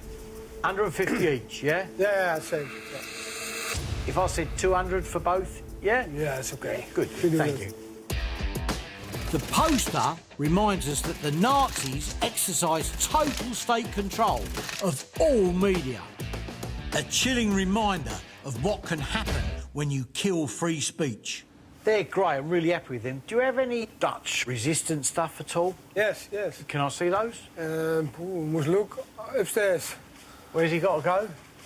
Out there. There. Go on. Which way? Links, There. links. Oh, yeah, look at these. These are more what you're after, I think. This might look like any old hardback, but you should never judge a book by its cover. Well, I'll be, look at that. I mean, it's a little receiver and transmitter, yeah? Yeah. You think of what's been transmitted through this. It's a homemade radio used by the Dutch resistance for secret communications. That's really interesting. Let's just have a look at the other one. This second radio has been hidden inside a chocolate box. This is a bit of real history. We've just looked at those posters and it shows that there was an element that collaborated with the Nazis. But this shows the other side of the people that resisted. Yeah. And there was strong resistance here, very strong resistance. During Operation Market Garden and prior to that, the Dutch resistance played a major, major part in assisting the Allies when they got into Holland. Far outweighing the few shameful collaborators were the brave Dutch resistance fighters. By 1944, the Dutch resistance had tens of thousands of members, and this underground force worked closely with the Allies during Market Garden. They even warned the British generals about the large number of German troops in the area. Unfortunately, the warning fell on deaf ears. These are very special. I mean, are they for sale? Yeah, normal not. No, maybe we can talk. Yeah? What price? Yeah, together? Together. 950. 950. I mean, I'm not going to be silly. If I said 800 for the two, is that good? It is rare. 825. 825. Yes. 825. I'm not going to argue with you because that's a piece of real Dutch history. It is often the smaller items that best reflect the countless untold acts of individual bravery. It must have taken nerves of steel to wander around with this book in your hand. Thanks for seeing us. Thank you very much. You look after yourself. Thank you. Thank you very much. Take care. Bye-bye. It's always nice to come back and pay our respects to the guys here that never made it back. Before we leave Holland, Freddie and I are paying a visit to the Arnhem military cemetery, where more than 1,700 Allied soldiers who died here are buried. This is hallowed ground within the airborne fraternity. It really is sacred. Although Freddie eventually got out from behind enemy lines, there were those close to him who didn't. So places like this hit him hard. Well, the first time I came here was 1988. I was a 20-year-old private soldier. A lot of veterans were here as well at that time, and it's one of the most moving experiences I've had during my time in the army. More than 8,000 men of the British 1st Airborne were killed, captured by the Nazis, or went missing. Fewer than 2,000 managed to escape. Look, there's a lady tending the grave over there. I wonder if she's one of those flower children. After the war, many children in Arnhem were assigned a military grave to look after. They became known as the Flower Children. Do you speak English? Hello. Yes, I was taught at school when I was Is this younger. a relative of yours, or...? No. Mr. Edmund, William Edmund, he is the grave I adopted when we came back from the evacuation. So you're one of the Flower Children, yes? I'm one of the Flower Children in 45. Oh. You've been tending this grave since 1945? Absolutely, sir, yes. It's incredibly moving to know that this woman has been tending the grave for a man she never met for the last 70 years. Have you got 5 minutes? We can have a chat? Well, more than 5 minutes if you like. Lovely, thank you. This is me, 10 years old. So that's you tending that grave. You look very proud to be doing it. I've got Well, we are proud. Yeah. When you did the first remembrance service, can you remember how you felt? Yes, I was very impressed that a young boy was laying there for my freedom. Wilhelmine was just 9 years old during the Battle of Arnhem, but vividly recalls hiding in the cellar with her family while the fighting raged overhead. One day, a German came down and shouted we had to come out if we had hidden Tommies, because a lot of Tommies were around, of course, fighting. And we were lined up, and on each side there was a German pointing at us with a gun. And so two boys went down, 2 Germans went down with a hand grenade to kill if they found Tommies, but they didn't. And so we were lucky, so I'm still alive. Otherwise, we were all shot down. Our chance meeting with Wilhelmine has brought home, in the most direct and touching way, the frightening reality of Arnhem. People from the UK and people like ourselves really, admire and thank you for what you've done for us.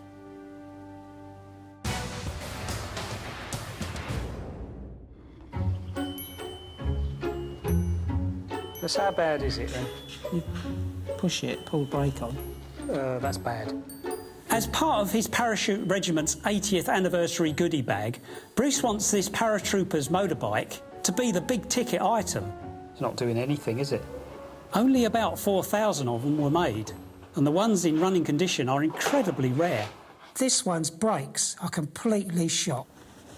It's almost like a push bike wheel, isn't it? It's so light. That should come out now. There we go, we got it. So I just need to get this centre part out. There we go. Ugh, that's not good. Someone's got a bit over-enthusiastic with a grease gun, doesn't they? Oh, the shoes are all covered in grease. This is not going to be a nice job. No. Shoes are the parts of a brake that rub up against the inside of the drum to stop it turning. So we've got to get all this grease off, for starters. How's it going? Right. Well, it's clean, but we're going to have to get the shoes relined. To create the friction required to stop, the brake shoes need an abrasive lining. The lining on this shoe needs replacing. There I go. Done them. There we go. Look at that. Of that'll make him stop. Cool, yeah. Probably go right over the handlebars now. Yeah, more likely. Yeah. All right. Well, it's sort of working, isn't it? Awesome. Look at that. Yeah, perfect. Bruce says these rare bikes go for about $2,000 to para collectors. But if we got it running, it could be worth double that. Right, so let's give it a run. Yes, look, brilliant. That sounds really good. Right, well, that's done then. Good. Today is your lucky day. Why would you do this to me? I bet his stomach's churning. I'm back from Arnhem with some amazing airborne relics, mementos to mark the 80th anniversary of Britain's parachute regiment. And as a former paratrooper myself, the trip has inspired me to arrange a special treat for Hoos to give him a little taste of what it's like to be a para. Morning, Hoos. What's all this about? Getting picked up, brought down to see you here? Well, today is your lucky day. You're getting the opportunity to put a parachute on with another Bruce, gentleman. No way, mate. And come here, right? Listen. They're going to take you up in the air, Yeah. and they're going to throw you out 15,000 feet. No, look. And this Wait. is the big day that you've been looking forward to. This is the day you told us one day you'll do. So I've arranged it all special Listen, for you. I've never... You know I'm scared of heights. Come with me, Bruce, no worries at all. You're going to what could possibly absolutely go love wrong? this. Why would you do this to me? I've never even mentioned... When have I mentioned anything like this?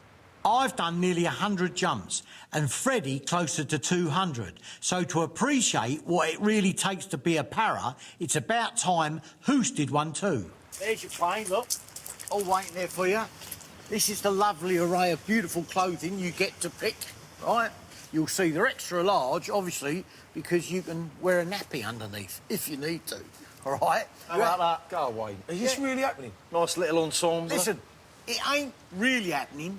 It's definitely happening. Oh. Hoos's instructor today has done more than 6,000 jumps and was an elite member of the Paras. Hoos, let me introduce you to Rich. Yes? Rich is the gentleman that you're going to tandem out the aircraft with. This is Rich. Now, Rich is a very, very experienced parachutist. He's an ex-Pathfinder. Now, the Pathfinders are the best of the best. The Pathfinders are the first troops to land behind enemy lines, just like they did during Operation Market Garden. They play a critical role in marking out the drop zone and gathering intelligence. All right, let's go then. Good luck. You look a little bit nervous now. Should be a little bit. You're like the condemned man. I feel like it as well. Some Operation Market Garden Paras had a crash course of just 9 training jumps, usually from a balloon, before leaping out of a plane into war. So for Hoos, this should be a walk in the park. But to put you in their shoes in World War II, the nervousness or anxiousness you might have now... Nothing. You still got nobody shooting at you. You're still not thinking, well, when I get on the ground, is someone going to bayonet me to death? And young boys, mate, you know, 17, 18, 21, 22, like... At least you've lived your life. Yeah. And the other thing is... So, listen, mate, just go and enjoy yourself, all right? Freddie. You won't need it, but good luck. Thank you. This is it, bro. Enjoy yourself.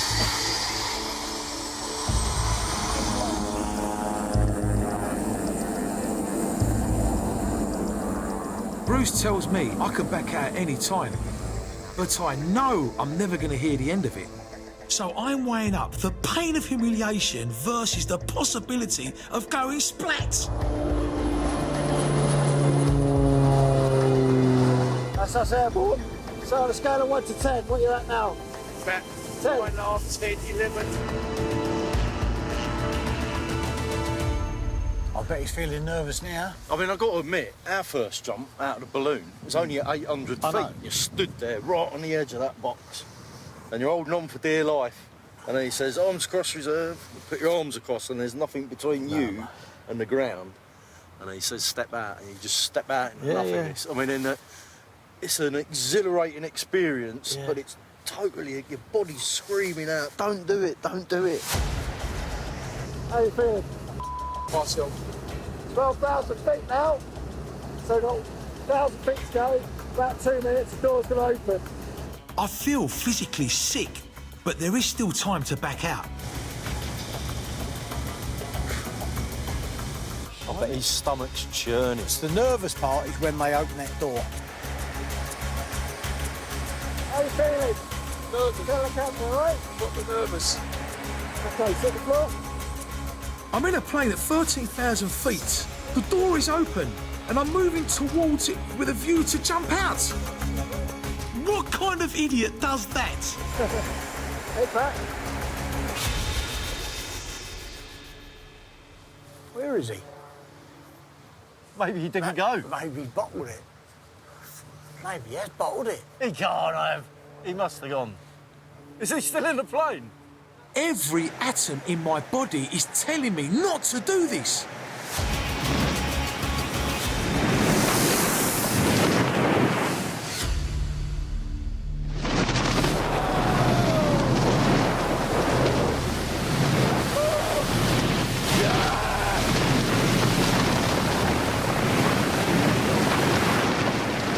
This is all so exciting, but all I can think of is when's he going to pull that cord?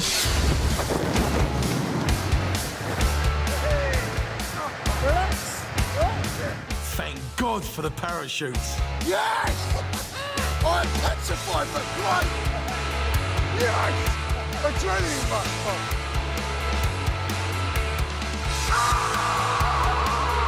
There he is! Hey! Yeah, I'm coming down fast. Hey! Now, how was that? Hey, come on, tell me that was awesome. Right. Well done, I mate. think it was awesome, but it was a little bit. Oh, my, scary. He just appeared out of the clouds. Yeah? Hey, how they jumped in the army in the Second World War, unbelievable, mate. How did you feel when they opened the door then? It's nerve-wracking. Freddie, mate, listen, I take my hat off to you as well, mate. Jumping out into the combat zone is unbelievable, mate. But I'll never do it again. I'm not sure if Hoos would have ever made a paratrooper, but at least now he's an honorary member of our very special club. Right, listen, come here. See, I've even got to undress you. Right, we're really proud of you. Oh, mate, Best we can do, right? On that chest, bruv. You've actually gone and done it, mate. Thank you. I'll wear that proud.